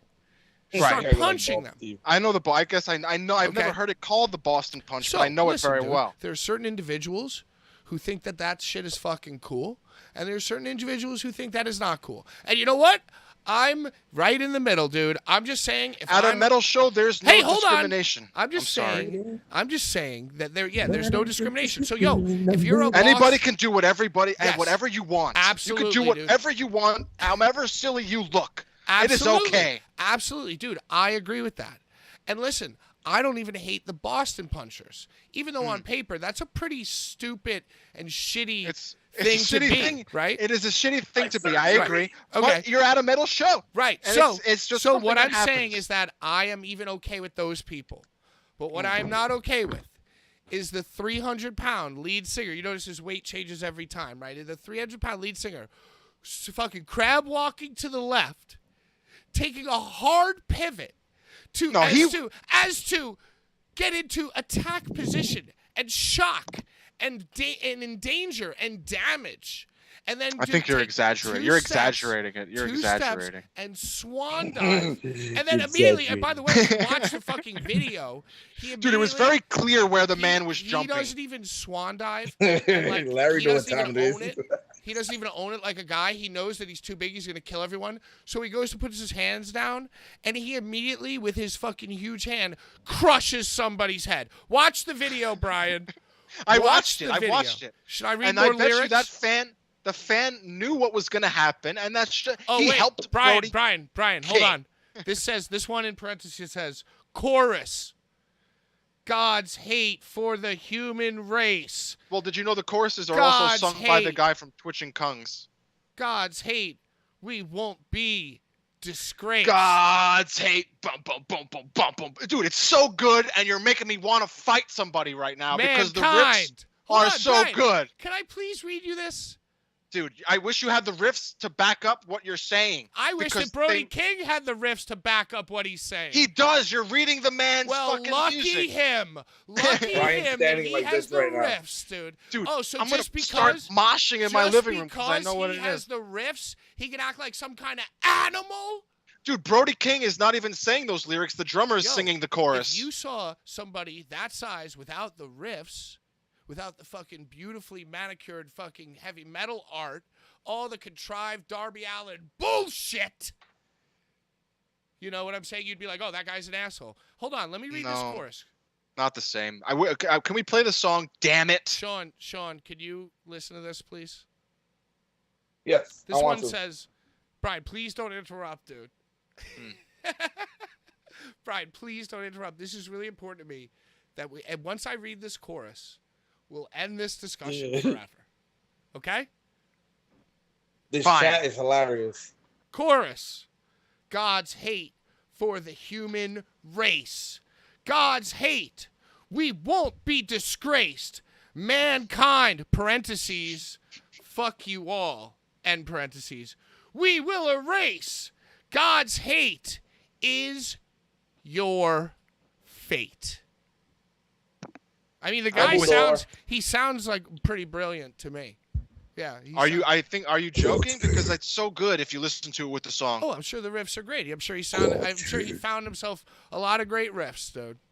Doesn't mean that he's doing anything that doesn't hold him personally responsible for jumping on people like an animal. All right. Anyway, Brian, do you want to run down the Do you want to run down the SummerSlam results, and we'll eat the things that we promised we'd eat? We're just going by numbers now. You and Sean both got the score of 3, and I got the score of 4. 3 correct? 3 correct. Could you tell me what my correct ones were? Your correct ones were Logan Paul, McAfee. Those are like the 2 easy ones. Logan Paul, McAfee, and the Usos. Nailed it. What about Sean? Sean got the same ones right, but me and Sean, we also guessed upon the Lashley match, which I tried to get your input, but you were at the wedding funeral. So you didn't answer. Right. So there's an asterisk. I have an asterisk. So me and Sean actually got 4 right, and you got 3. What? Because we guessed on the Lashley match. You didn't guess on it. You didn't make a guess. Who won? Lashley beat Theory. That's who I would have guessed. So it wouldn't have mattered. And you and Sean both would have had 4 if you said it. That's why I put an asterisk. Well, listen. I mean, asterisk or asterisk. Eat this mushroom. You doing it right now? I mean, yeah. I mean, Sean, what did you get to eat? We just gave the results. We just gave the results. Popcorn, dude. The best tasting thing that exists in the world, Sean bought. Cheese popcorn. Cheese popcorn. Right, okay, so what Sean is doing is that it tastes really good, but he's gonna feel very sick from eating it. I don't know if I don't like that. I don't like it at all. Oh, you don't like it? No, I don't. See, now I think you're lying. You know how you told me that you No. didn't think that I So- liked olives? So I now think there's that the you're thing. lying and you actually like popcorn. My man just ate that shiitake mushroom. Shiitake. Oh no! And I like dude. mushroom soup. See, but I How understand bad because is that, not dude? some people I like That shit I looks feel like like a I'm hubcap. eating like grass. it's That dirt. shit looks like It's a a fungus. hubcap. It's, Yeah, it's like, actually a I fungus. did wash it, by the way. I did wash it. It's actually a How fungus. do you watch such thing? Oh, fuck. Let's go. Those are Turn only into four. Luigi. I guess those don't make you hallucinate. The ones that make you hallucinate are $40 for an eighth. Those are This is 40 cents. those are 40 cents. But how much does that weigh? Do you think that's not an eighth? How much of an eighth? How much an eighth Yo, of John. shiitake mushrooms? Oh is? my God, John! I'm gonna mute myself and just like eat this on Yo. camera. In the meantime, we're getting requests in the chat. Multiple people are asking Okay. you to talk about the figure deal that you have, and if you can hook up Bullies fans and things like that. Talk about it. Figures. Congratulations! Okay, dude. now who's asking for figs? Someone's Me. asking for figures. I want Who in figures, the bro. world's asking for figures? Well, listen, action figures. Jedi Joe, yes, I do have action figures. I have a whole bunch load of action figures here. This is Figs for Sale. Other than the Blvd Bullies page that I do here, I sell action figures. I sell video games. I sell movies. I sell pop culture items. So whatever you see here, whether it be here or on this shelf or behind me here, it is all for sale. I didn't know you I sell have video. everything, You I sell have you anything. sell video games from all generations of systems.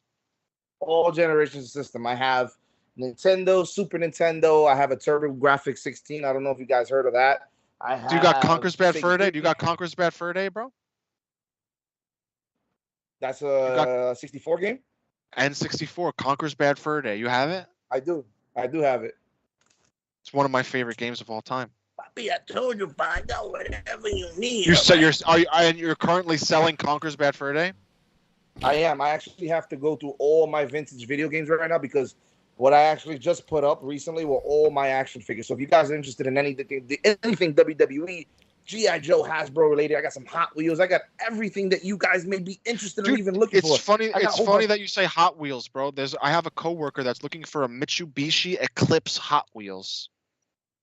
I have a bunch. You know what's crazy is that what I've learned is that Japanese Hot Wheels cars, you could find them in Walmart, Target, anything, 95 cents. Dude, Those they're cheap on cars- eBay too. I looked on eBay too, but he's like a foreign guy. He's like a foreign guy. He's like from Nepal. He has no idea of the internet. Roman Reigns. You know, so it's like you find the right car, man, make What? some money. Hey, I'm Well, back. if you- Hey, let's that's, go. that's true. That's true. Sean, are you telling me that you flip Japanese Hot Wheels cars? Yeah, I do. Right now, what I'm actually doing It's is hold horrible. on. I'm getting like movie cars, like right here. Hold on. Sean, do you have Oh, he took his headphones off. Hold on, y'all. I'll get to I the can bottom hear, of I can this. hear. I can hear you. Hey, I can hear you. Sean, what do you mean you can hear me? You took your headphones off. What does that mean then? Your headphones don't coming even... out What's going on then? So I have the audio on my headphones, and I also have it on my computer What the just in case I have to fuck is take it off. I going can still on, hear you guys. Dude, I'm ready to go, baby. why would you do that, man? 'Cause I Don't tell always Pat. have to be ready.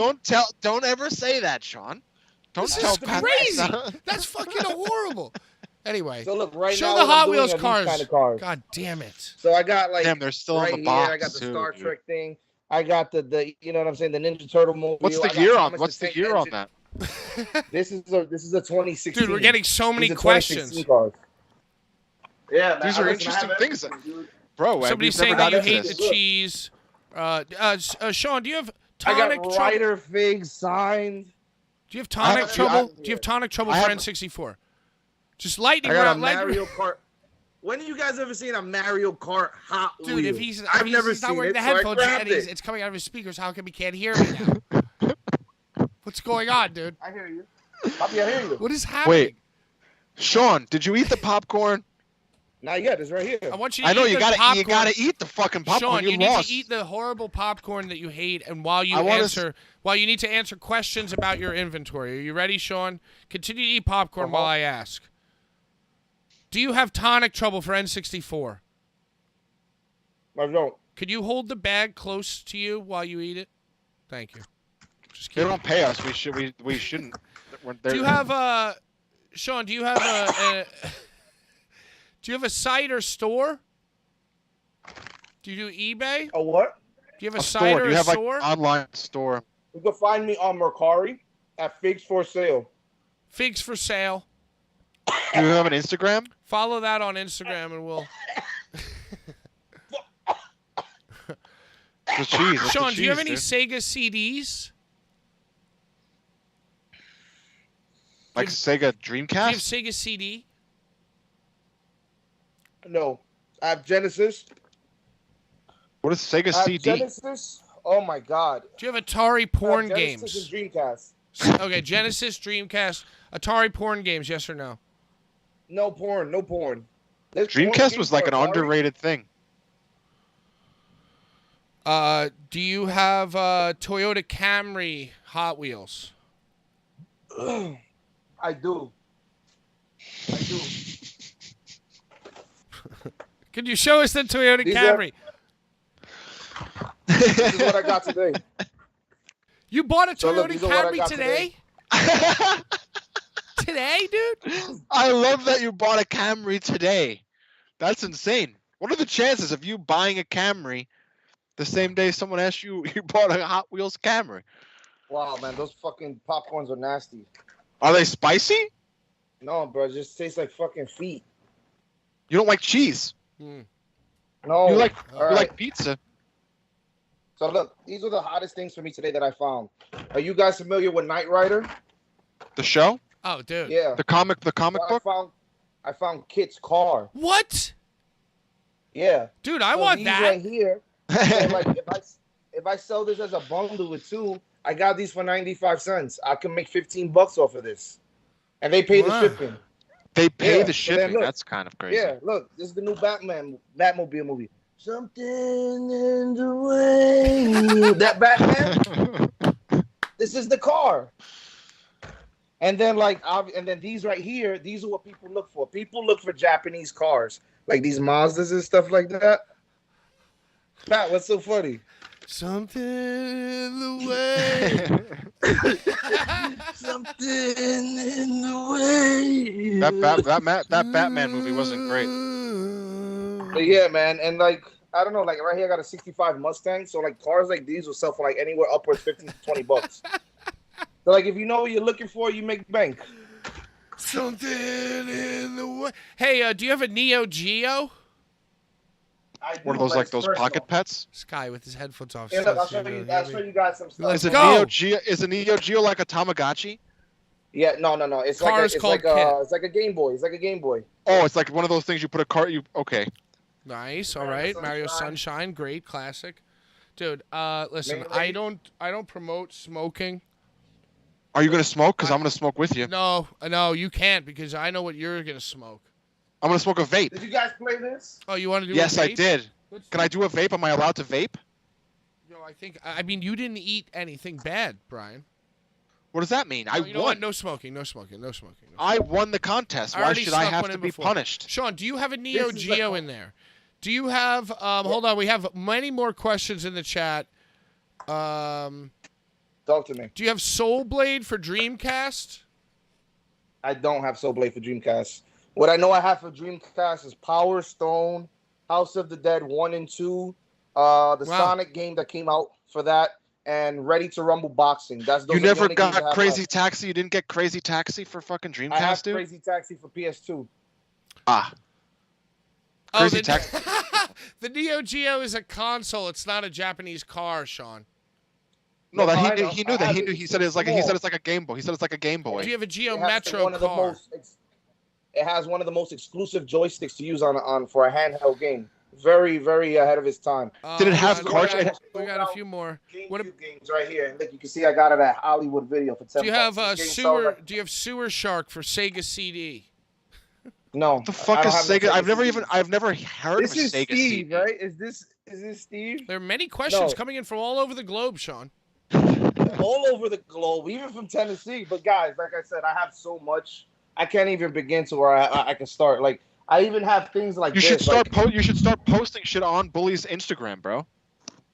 like stuff like You this. too, people Pat. go Pat, you should be crazy for. you should be posting your first sale Marcari shit on like Boulevard Bullies Instagram. Yeah, I mean, I You even know, got like Pokemon cards. I got an offer Like from my. people love Pokemon cards now. I have Pokemon Dude, cards. Pokemon cards never went out of style. People have loved them forever. Ever since they came out, dude. Box sets, dude. Like, look at that. That's Oh, wow. insane. That's unopened. House of the Dead, Yeah, shout man. out. I feel like I should hook you up with my friend Sneak Outs on Bath Avenue in Brooklyn. Batch Hold Avenue. on. Bath? Do you guys Oh, my remember God. these? Oh, I have a man. I have one. I have the Bret Hart. I have the Bret Hart one. Dude, Wow. these were my favorite, bro. They had these little rings. But yeah, man. Let's get back to do you what have we any were talking NES about. Well, Bible yeah, games? we're talking. Are we going into the NES? Raw? Like, are we talking? What are we doing here? We're talking about Sean's boys. Bro, I have so much. Like, if you guys are interested, shoot me a DM at Ringside Sean or on the Bullies page, and we could talk whatever you guys are looking for. I'll let you know what I have, and we'll Got to take start it from posting there. it. We'll take it from there. Wow, incredible. So I ate my shit. I'm terrible at predicting wrestling, Brian. Your turn. For what? Don't you got to eat something? Why do I have to eat? I won. All right, calm down. You guys, Simmer down, Brian. you and Pat tied, and I won. Nah, man, fuck that. You got to eat something too. No. That's not how it works. Yeah, I think you should, Brian.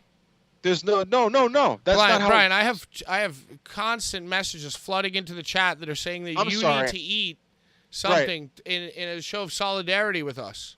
The losers eat. That's the point of the food challenge. I'm about to get Ahmed Johnson to your crib and just. I'm sorry, but I'm going to tell you right now that if I had lost and you guys both won, you would have both sat here as I ate my food and not eaten anything. What would Dude, your promo. food have been?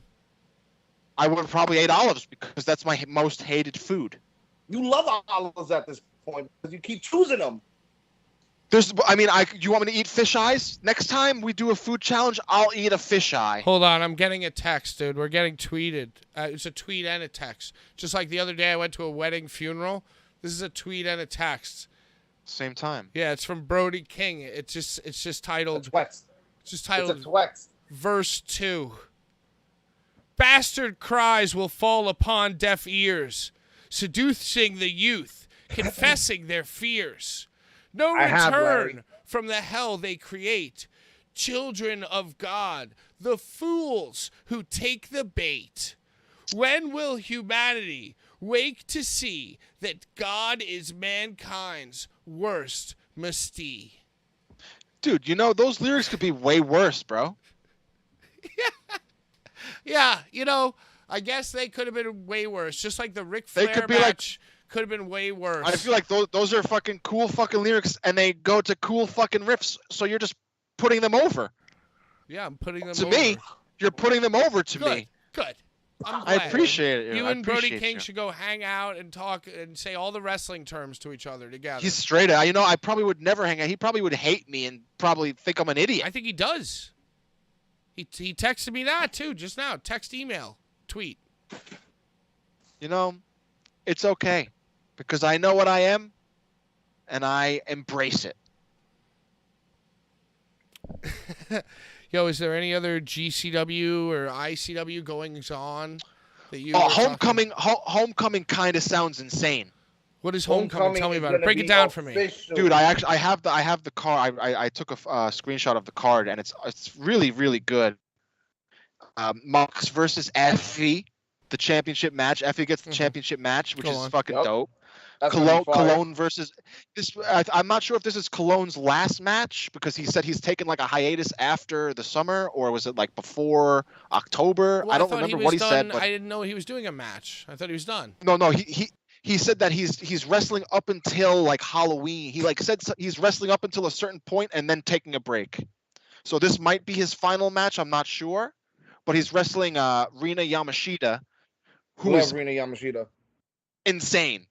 Also, the Briscoes are wrestling Extremo and Ciclope, the new champs, the new tag champs. Ciclope. They are the new GC. They have beaten Boosie. Boosie have gotten dethroned. And Boosie. Nick Wayne and versus Starboy, gonna be insane. And then John Wayne Murdoch versus Matt Tremont. Dude, that's a sick card, dude. That's night 1. That's not even night 2 because night 2. I didn't even know there's 2 nights. Dude, they're going up head to head with WWE the next day, so they have to show up. What's the WWE event? So WWE is going to be next door at the Hard Rock. The Hard Rock. They're doing a Saturday event? It's Sunday. GCW Homecoming is 2 days. It's Saturday and Sunday. Okay, and then what's the event? So Saturday night, you have GCW. Then at midnight, you're going to have JCW. Pat, you okay?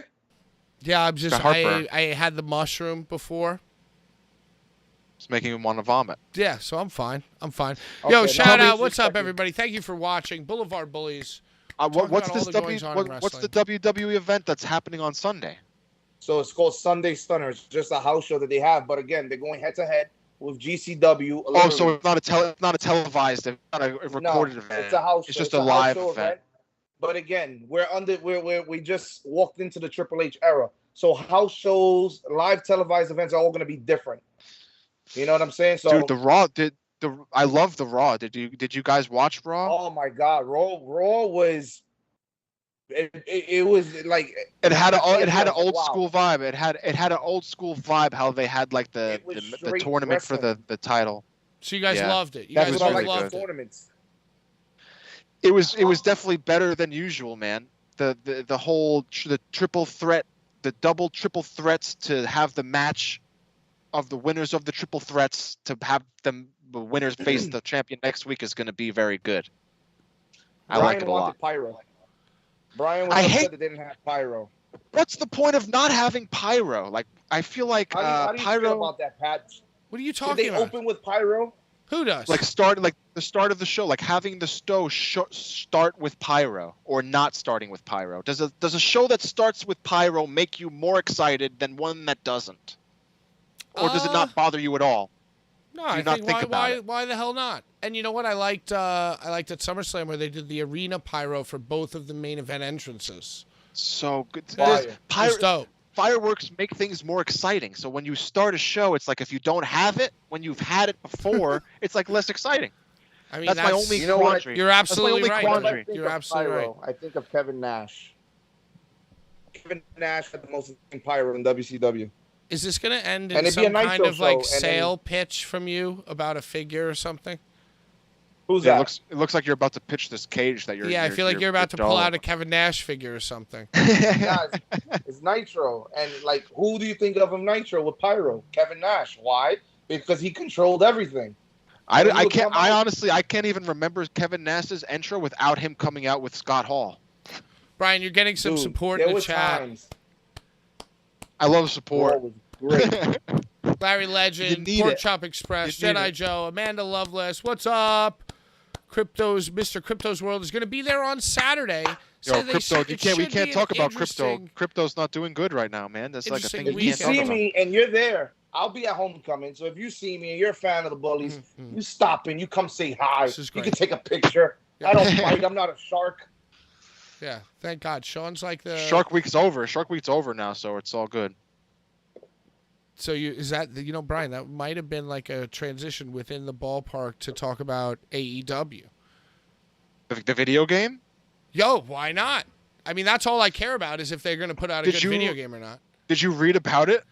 I read about it, but I don't think that the article or the details had much substance, to be honest with you. It's everything I kind of expected. If you go to Amazon.com for the pre-order, it tells you what matches are going to be in the game.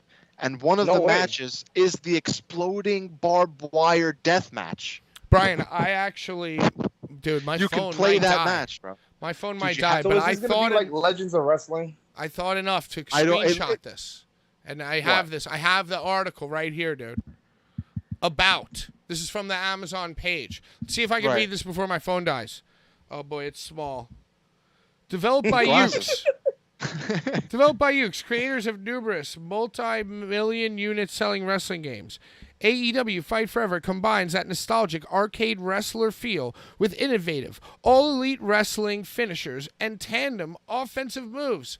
Right there, dude. Okay. I'm done. I'm done. I know exactly what it is. But let me continue. All Elite is currently taking TNT and TBS networks by storm every week with their Rampage and Dynamite shows, featuring some of the biggest legends to enter the ring, plus a stable of brand new, high-flying AEW talent. AEW Fight Forever brings the best of the best of the best from that talent roster together in one game. Online cooperative wrestling is going completely next level in Fight Forever with tag team matches that feature sequences of tag team maneuvers performed with simple commands. Simple commands. Simple commands. A deep career mode, wrestler customization, AEW signature arenas, multiple match types, and more fun matches that you can count. Then you can count, including some good old-fashioned, unsanctioned fun. All await. And then key features. Did I sell that to you guys? Wait, you didn't? Yeah. My phone's not dead. You didn't finish the feature, bro. That's the match. Ooh, can I read the matches that are please. available? Can you do it? Can you do it for me? Okay, that was a so mouthful. Single tag team, 3-way, 4-way, ladder, casino battle royal, falls count anywhere, unsanctioned lights out, exploding barbed wire death, and online co-op multiplayer matches. It's gonna be awesome. So is this like rated M? Let me see. There's no photo on Amazon. Pending. Can you see my phone? There's no photo of the box, so there's no rating, I guess. But it's coming out in like a few, like not that far. So I'm gonna say, I think that it's gonna be rated M, bro.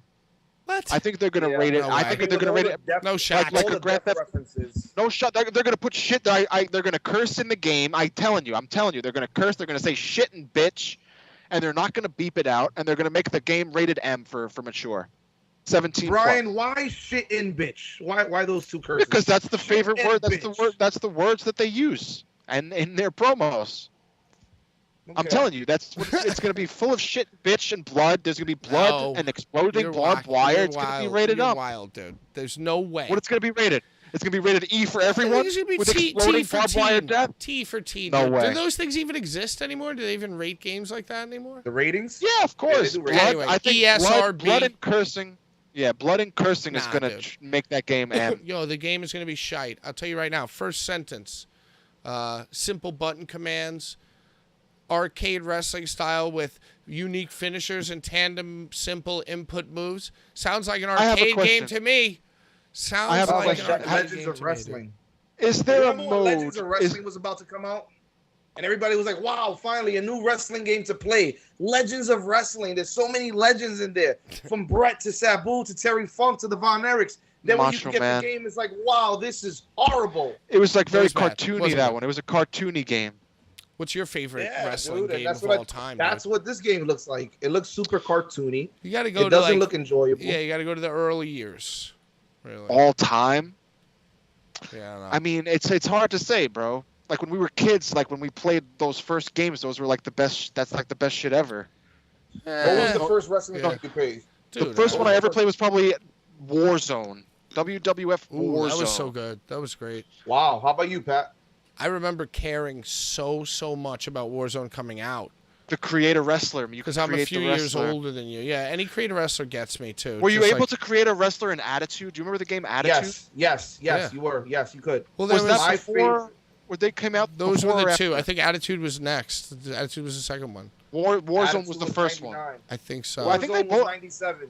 Ooh. Warzone's 97, and the other one's 99. Yeah, Warzone was definitely the first one that I played. Yeah, I mean, I have to agree with... Warzone had Brett in it.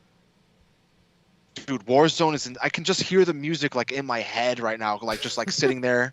Just, like, sitting there. My first wrestling game that I played was WWF Raw for Super Xbox? Nintendo. No. Oh, Super shit. Nintendo, Papa. I'm old. No, you're my age. Yeah, you old. But damn, but I wasn't. You must have gotten into wrestling before I did as a kid. Bro, I showed you a picture of my mom today with an Undertaker shirt. Right, you see, my parents, like, I only got into wrestling because of other people. Like my family. Yeah, that was like Monday nights were like Bible studies at 9 p.m. That's fucking awesome. What do you think about this? Well, by the way, both wrong. By the way, the greatest wrestling game ever created is by far No Mercy. Well, count it as 4 things. You got to go WCW versus NWO World Tour. WCW versus NWO World Tour Revenge. Then WWF No Mercy. Tour. And then, of course, World Tour really sucked. WWF WrestleMania. Sucked. I'm still going to say that 2000. That's a terrible take. That's all 4 of them. I'm just going to keep going. All 4 of those were great. Take. The N64. World Tour is terrible. That's a terrible game. That's a Royal Rumble. We got Mayhem. And this is the one that probably makes me feel that the new AEW game is going to be an arcade game, very much so like WrestleMania, the arcade game.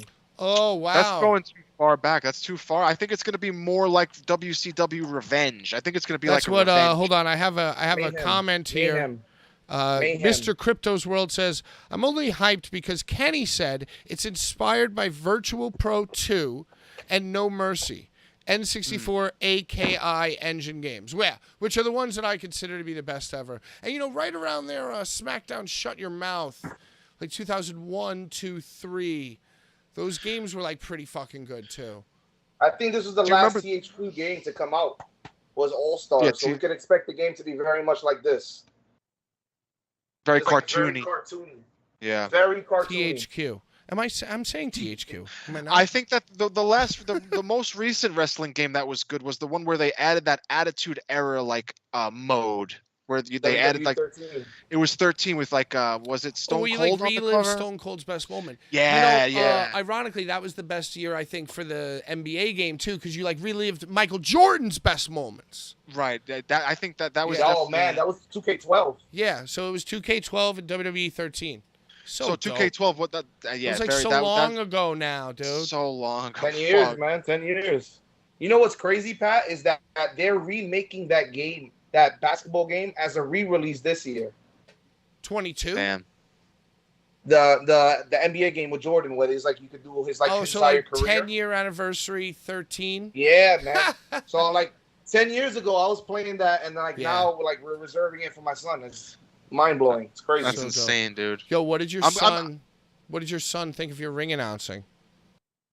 He's here. You want to ask? Yeah, let's bring him on. Jimmy! Give him a good intro. Give him a good intro, too. Ladies and gentlemen, now introducing the one, the only. His name is Jimmy Jericho. Ladies and gentlemen, this is Jimmy Jericho. Jimmy, come into the camera. This is Jim. Jim, stand right here. There you go. Yeah, don't move, Jimmy's bigger than you, dude. How are you guys? What's up, brother? Jim, I want a full review of your dad's ring announcing performance, please. How are you? Ring announcing? For the most part, I think it was pretty good, The beer brewery was very loud, Couldn't really hear him too well. I think for the most part, he did pretty good. So the audio guy sucked. Oh, yeah. No, not Pat, Not Pat. Not Pat. Pat the sound guy. Pat the sound guy. He's not talking about me, but thank you. No. I was baffled for a second how he could hear without putting headphones on, but then I realized that it's just this guy showing an animal. So were you impressed? Were you excited? I was pretty impressed. I was very excited. I made it very clear that I needed to be there at Outlaw Wrestling on Saturday. Woo. I think it was very important. I love the emphasis on the Outlaw Wrestling. Yeah, good promo there. Yes. Thanks, Jimmy. Brian, do you have any questions for Jimmy? I think you just have really great hair like your dad. Whoa. Jimmy? You called him Jimmy? No, he called him Jibby. He said Jibby. I said Jibby. Whoa. He gave a little Jimmy, Pat. No, it had bees. Okay. He had a couple of bees. I heard the bees. Yeah, He's a little drunk. He's a little drunk. Gotta make sure. Congested. I was congested too. It's okay. It's getting hot. Go to Dude, the if room. you're gonna be so You didn't let me ask my question. God damn it! Oh, if you're gonna be so it's upset, all right. It's all right. he's back. I'm back. Well, I was just gonna ask if you used the same hair regimen as your father. Ooh. You want to give them your details on your hair, or is that something you want to keep to yourself? I gotta keep that to myself, man. I appreciate that. You got to keep You that. want to give them a twirl of the hair? Show them the hair. Give them You have. Oh! Whoa. He doesn't even need the water, bro. Just luscious. Just luscious hair. Volume is great. It's there. All right. Thank you, Blvd Bullies. Thank you so much. Thank you very much. Thank you. Thank you, brother. We were talking about games, and I went to find one because I know it's near and dear to you. So I have to show you. Are you ready? I'm ready. This is Sopranos Oh. Collector's Edition. Wow. Dude, I need And to look play what's that. inside. Look what's inside. Bro, it's Oh fucking my insane. God. What? That's What? and that's one of the first. That's another good That's another good SmackDown game. Here comes the pain. Man, so Dude, I'm just thinking, in Sopranos it goes, it was fucking Jimmy. It was Jimmy. It was fucking Jimmy. Jimmy. Maybe you did say Jimmy, and I was just trying to like. No, help I mean, you out. I think I did. But I'm just wondering, like, if he's. Ooh, how much is that? Are you selling Ooh, that? that's good. That's good. I got this, and I got this. I just got this in. I got to change the sticker. I have two of those. I have two of those. Sticker's cooked. I gotta go over price. Oh, what are you doing over there, Patrick? You know, you're a sneaky, not really sneaky boy. Nothing at all. Like Nothing at Big all. Daddy. He's very sneaky. Very sneaky. I was just burning some of my mustache hair off. Does anybody know what the card for AEW is tomorrow? Who gives a flying fuck? Yeah, I don't really care that much, honestly. I didn't even watch it last week. I really have fallen off of I'm AEW. trying to think what happened last week. Brian Danielson wrestled Daniel Garcia and lost. Yeah, He got that cooked. happened. Hobbs turned on Starks. Hobbs and what's his name won the championship. Hook.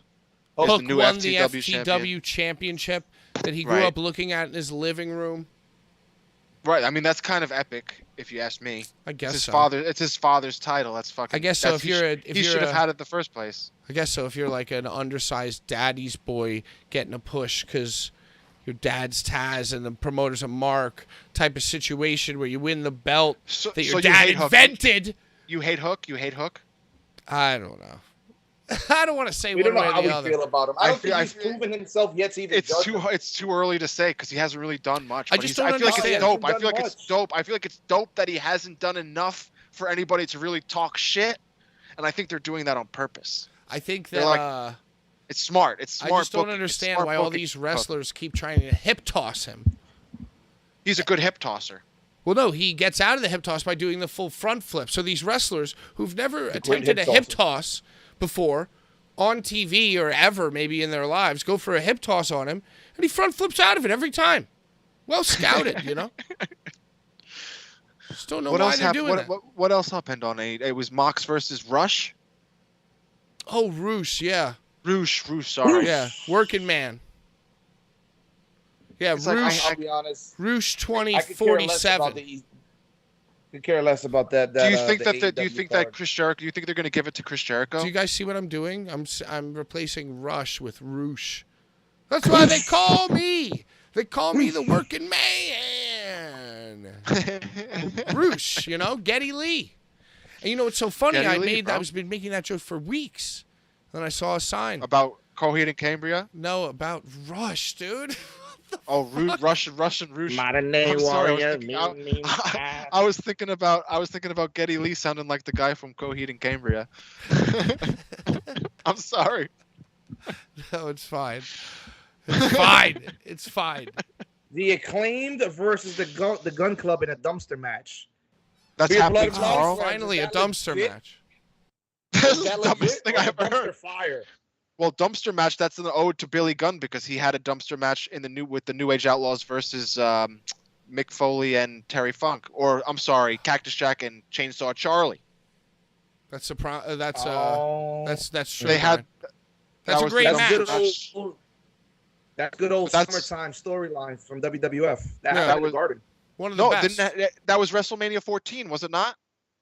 They had a match in the Garden. Well, I think it was more of a fight in the Garden, and then that led to the match at Mania.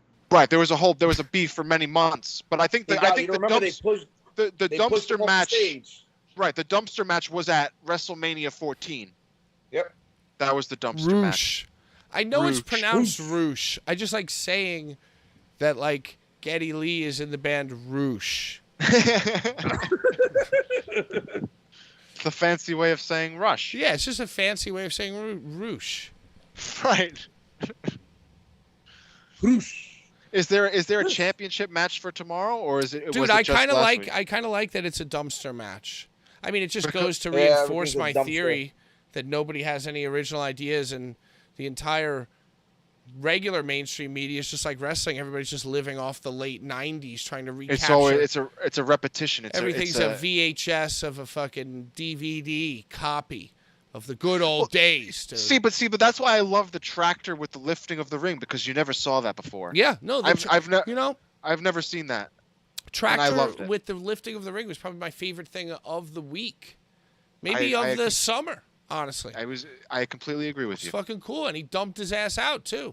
And Roman sold that, so it was like perfect timing. He was at the perfect point of the ring to like tumble the perfect amount of times, and it looked great. It looked All great. right, so tomorrow. Tell us, break it down for us. Spirit of the Radio by Roosh. We got Powerhouse Hobbs, who's gonna, I guess, let everybody know why he did what he did last week. week. Oh, we're gonna hear from Powerhouse Hobbs. We're going to hear from Powerhouse Hobbs. Oh, Jesus. Then we have Thunderstorm, the team of Tony Storm and Thunder Rosa, taking on Britt Baker and Jamie Hayter. We then have Orange Cassidy taking on... What was that? Must-see television. You know it, baby. You know it. Then we have Orange Cassidy taking on the Red Hot. Straight off his, his premeditated murder match. Jay Lethal. Then we have the Undisputed Elite making their return back to television. Thank God. I guess explain why Adam Cole, messed up that match and, fell, looked so silly. Then we got Chris Jericho taking on Wheeler Yuta. And then the Gun Club. Oh, is that Chris Jericho Wheeler Yuta match championship implications? I don't know. I think the winner of that match becomes the #1 contender for Moxley. Wow. Yes. Winner faces John Moxley for the interim AEW World title. I think they're going to give it to fucking Jericho. My sources are telling me that the Jericho's title shot is on the line in Jericho versus Yuta. Yep. Larry also goes on to say that the tractor spot was made by Roman, and the tumble was the most correct and amazing part of it. And I'm the best part of the whole spot, dude. It made it so perfect. That match was awesome. I love that entire match. Elite level match, man. Hold on, we got some more comments here. Powerhouse. You know who else is wrestling tomorrow? Okay. Christian Cage and Matt Hardy. Why? Because they had TLC matches before. Are we getting a Love Chat XYZ because I called the popular Roosh song XXY XYZ? Who the hell is this? Is that what's happening? Fuck, shit. I should have said it. I should have pronounced the song right. Moby Dick. This chat just became rated M. I'm talking about rated M, and there it goes. But yeah, we got Jericho taking on Wheeler Yuta. The winner of that goes on to face Moxley for the interim world title. Now, I don't know about this interim stuff. I think CM Punk should just drop it, stay away, and just keep the momentum going where they have with Mox. Dude, that's it. CM Punk looks so lame with his dad jeans and his hair parted in the middle at San Diego Comic-Con. He's such a loser, weirdo, idiot. Brian, it's the worst. He's a cuck. Brian. He's a fucking cuck, bro. Brian. You want a taste? I want to know where you're jumping. I want to know the ship that you're jumping. Are you jumping onto my ship of the hating CM Punk? Demonetized. Finally? I just finally hit the demonetize button. Yeah, I fucking hate CM Punk. His weird hair parted in the middle, and his weird, odd dad jean tent sitting in between Britt Baker and fucking his Jade little Cargill. 90210 boy looking ass. Yeah, he's a fucking loser. Then he goes on to give some hot takes on some shit that he doesn't know anything about because he hasn't been there in fucking 15 years, 7 years, 8 years, whatever the fuck, right? And then he's like, oh, the culture's he gives hot takes on fucking Sasha Banks. No, well, actually, he's such a master of bullshit that he gives hot takes on Vince and the company and then runs and hides behind the defense of Sasha Banks and Naomi.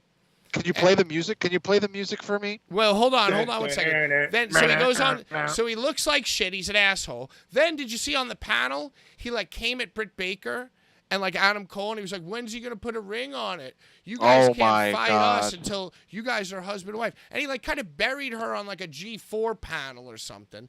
Then he's got the weird No way, I didn't know that. He's got the little. You guys don't know about broken this? foot. No, I never heard about this little panel. All right, dude. So they're on like a morning show or some fucking shit, right? It's like all of them, the same people who were in that picture. And Britt Baker says that her dream match is to do a tag match with her and her boyfriend, Adam Cole, versus CM Punk and his wife, AJ Lee or whatever, right? And CM Punk interrupts her and goes like, what? When's he going to put a ring on that finger? Blah, blah, blah. And like starts talking all this shit about like, when's he going to put a ring on it? We don't fucking like, we don't wrestle. I mean, unless it's an angle. You know, whatever. It sounds like an angle, but it's funny. Oh, it was so lame, dude. Then he looked lame in that picture, and then, like I said, he made the bullshit comments and hid behind the defense of Sasha Banks like a fucking loser. Like he wouldn't like step over Sasha Banks at any moment. You want me to play the music? You gotta play it, dude. All right. This is for you, Brian. Even though you said last week that you were morally against this, I'm playing it right now. Cuckolds are brave. Cuckolds are emotionally strong. We're bullies and we hate things that are morally right. Cock of the cock of the week. Damn, Sean's hair looks insane, dude. Cock of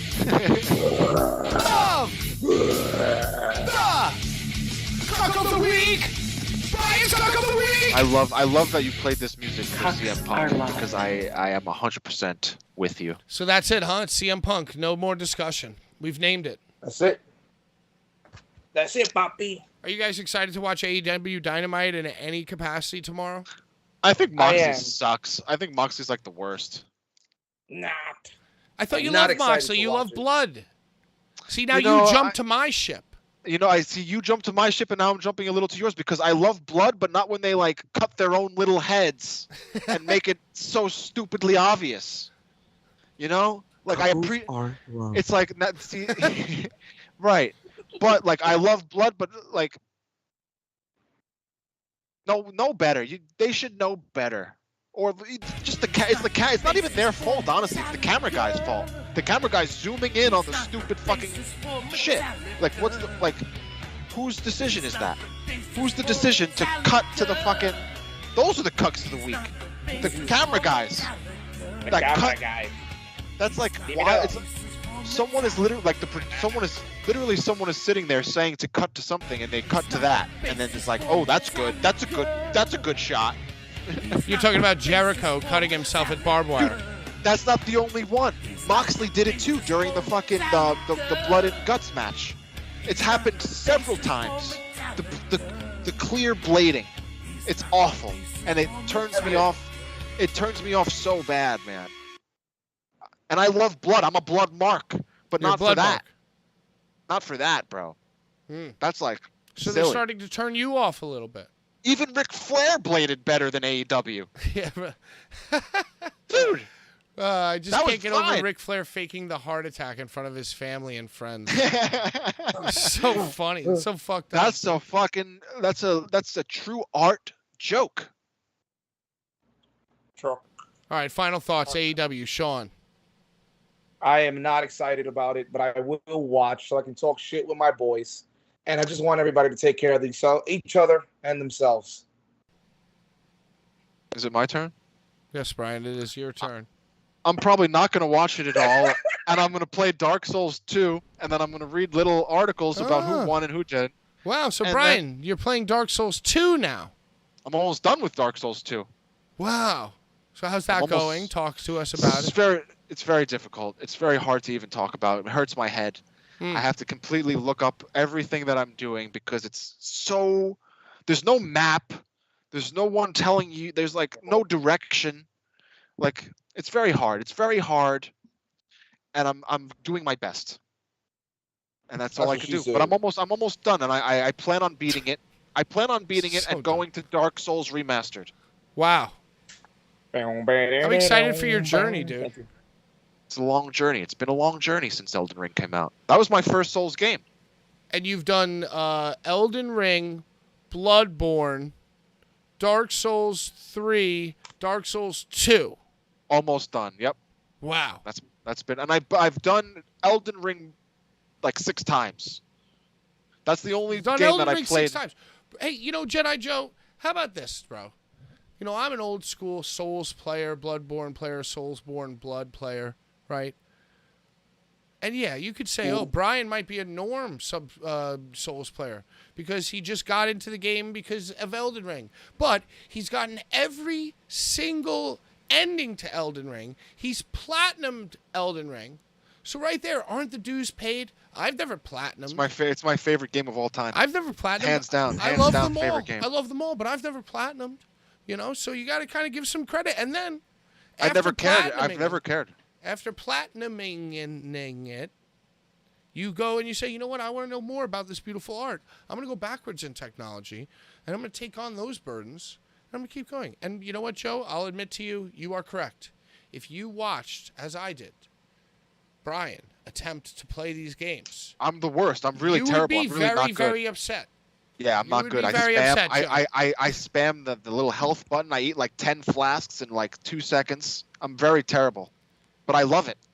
It makes my heart want to explode, and nothing else makes me feel that way. And I'll continue to do it until I die of a heart attack. Joe, I watched him play for 10 minutes, and it was making my head hurt, dude. Hey, I beat the boss you couldn't beat, bro. Yeah, but come on. I beat him. Sean, have you been consuming any media this week before we go? I mean, you've been all over the world. Listen, and I plan to keep going all over the world. This week we're taking it easy, but I know coming up later on this month, Outlaw's running a bunch of shows. So I'm pretty sure we're going to be bouncing back and forth from there. I know next week we're going to be in AC for Homecoming. Wow. So I'm excited. I'm very excited for that. I'm definitely excited. You're going to be in AC? You're going to be in AC for that? I am going to be in AC. You know what? You should be too. Don't even see. It makes me hate my life. Don't even talk about it. I just work. Don't say that. This makes me. This Tuesday session makes me not hate my life, and I appreciate you guys. Brian's saving his money to go to God's Hate and get his skull crushed by Brody King. I wish I could have been there. Well, before we go, I'm going to give a shout out to Better Call Saul, the last great television show on television. Shout out. Love it. That's what I'm consuming. What else did I watch? I feel like I watched like a movie as well. Oh, well, I actually saw the movie Nope. Oh, you saw it? Oh, did you like it? Let's go. Let's give us a hot YouTube review here. I was surprised at it, and I liked it, but it wasn't really scary. It was more like suspenseful, and like it was literally cowboys versus aliens, and it was awesome. It was like mysterious more than, and like the dialogue was funny, like the characters were more funny. Spoiler alert! Cowboys versus aliens. Right. Spoiler alert! Cowboys versus aliens. I don't think I spoiled it at all. You spoiled it for me. I didn't know they were cowboys and aliens. Have you ever watched the trailer? He's literally riding a horse with a cowboy hat on. Yeah, then he's like looking up in the sky. I didn't know they were gonna fight each other, dude. That means he just picked up a hat and jumped on a horse. And you think I spoiled it, but obviously I didn't, because you guys are completely off. So you should see it, and because it's different than like a Signs or like War of the Worlds kind of movie where that's like scary shit. This was like more like foreboding and like mysterious. So I don't know if you're familiar with the movie The Crazies, but I thought from the previews that I seen that it was going to be very similar to the movie The Crazies. Love horror movies. The Crazies is a movie that I feel like a lot of people slept on. Did you just see The Crazies and The Crazies? Did you see The Crazies? Which one? You just said The Crazy twice. Yeah, the one with the zombie movie where the bomb goes off at the end? Yes. Right. That's The Crazies I know and love. All right, and that was Brian's movie review of the week, everybody. Hollywood video. That was better than last week. I thought it was great. Thank you so much. Yeah. So that's it. No, Stay 2 weeks ago. 2 weeks ago. I feel like next week's going to be kind of like a slow news week. There's no kind of pay-per-view or anything going on next week. We kind of get back to normal. We kind of go back to like normal life flow. Maybe we can have a guest on. Maybe we can have someone call in. You want to have like some call-in stuff go on? You know what, Pat? We were speaking to somebody on Saturday. I won't say his name to ruin it, but the division did reach out again and said they were very interested in coming on. And I think maybe, what the hell? Let's have him call in. Why not? I don't even remember who you're talking about, but sure. I want to be kept in the loop. I want to be in this Well, loop. Don't say it. Don't say it. We'll have to talk about it later. We'll discuss later on. But I think it'll be good for the chat. All righty? Yeah. So that's pretty much it. And that shout out to everybody. Thank you for watching. All the friends. I see you out there. Steve, Urka. Should I just scroll? Should I just scroll through it? And shout out Jedi Joe. And shout out Larry Legend, of course. And we got, of course, Love Chat XYZ, the Pork Chop Express. Thank you so much. Beer, Blood, and Body Slams. Man. Great times. Everything is great. My guy. Yeah, thank you. I'm scrolling. It's not working. All right. I mean, I think I'm just going to bring the music up, and we're going to call it an evening. Dude, that was quality shit. Yes, mate. Great show, guys. Thank you for joining us, Blvd Bullies. Bye-bye!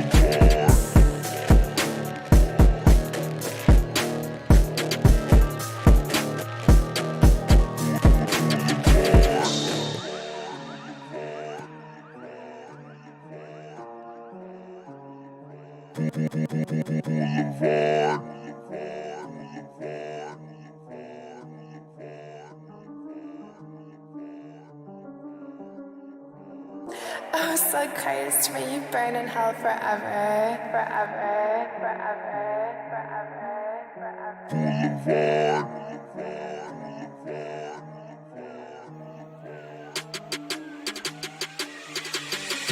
forever.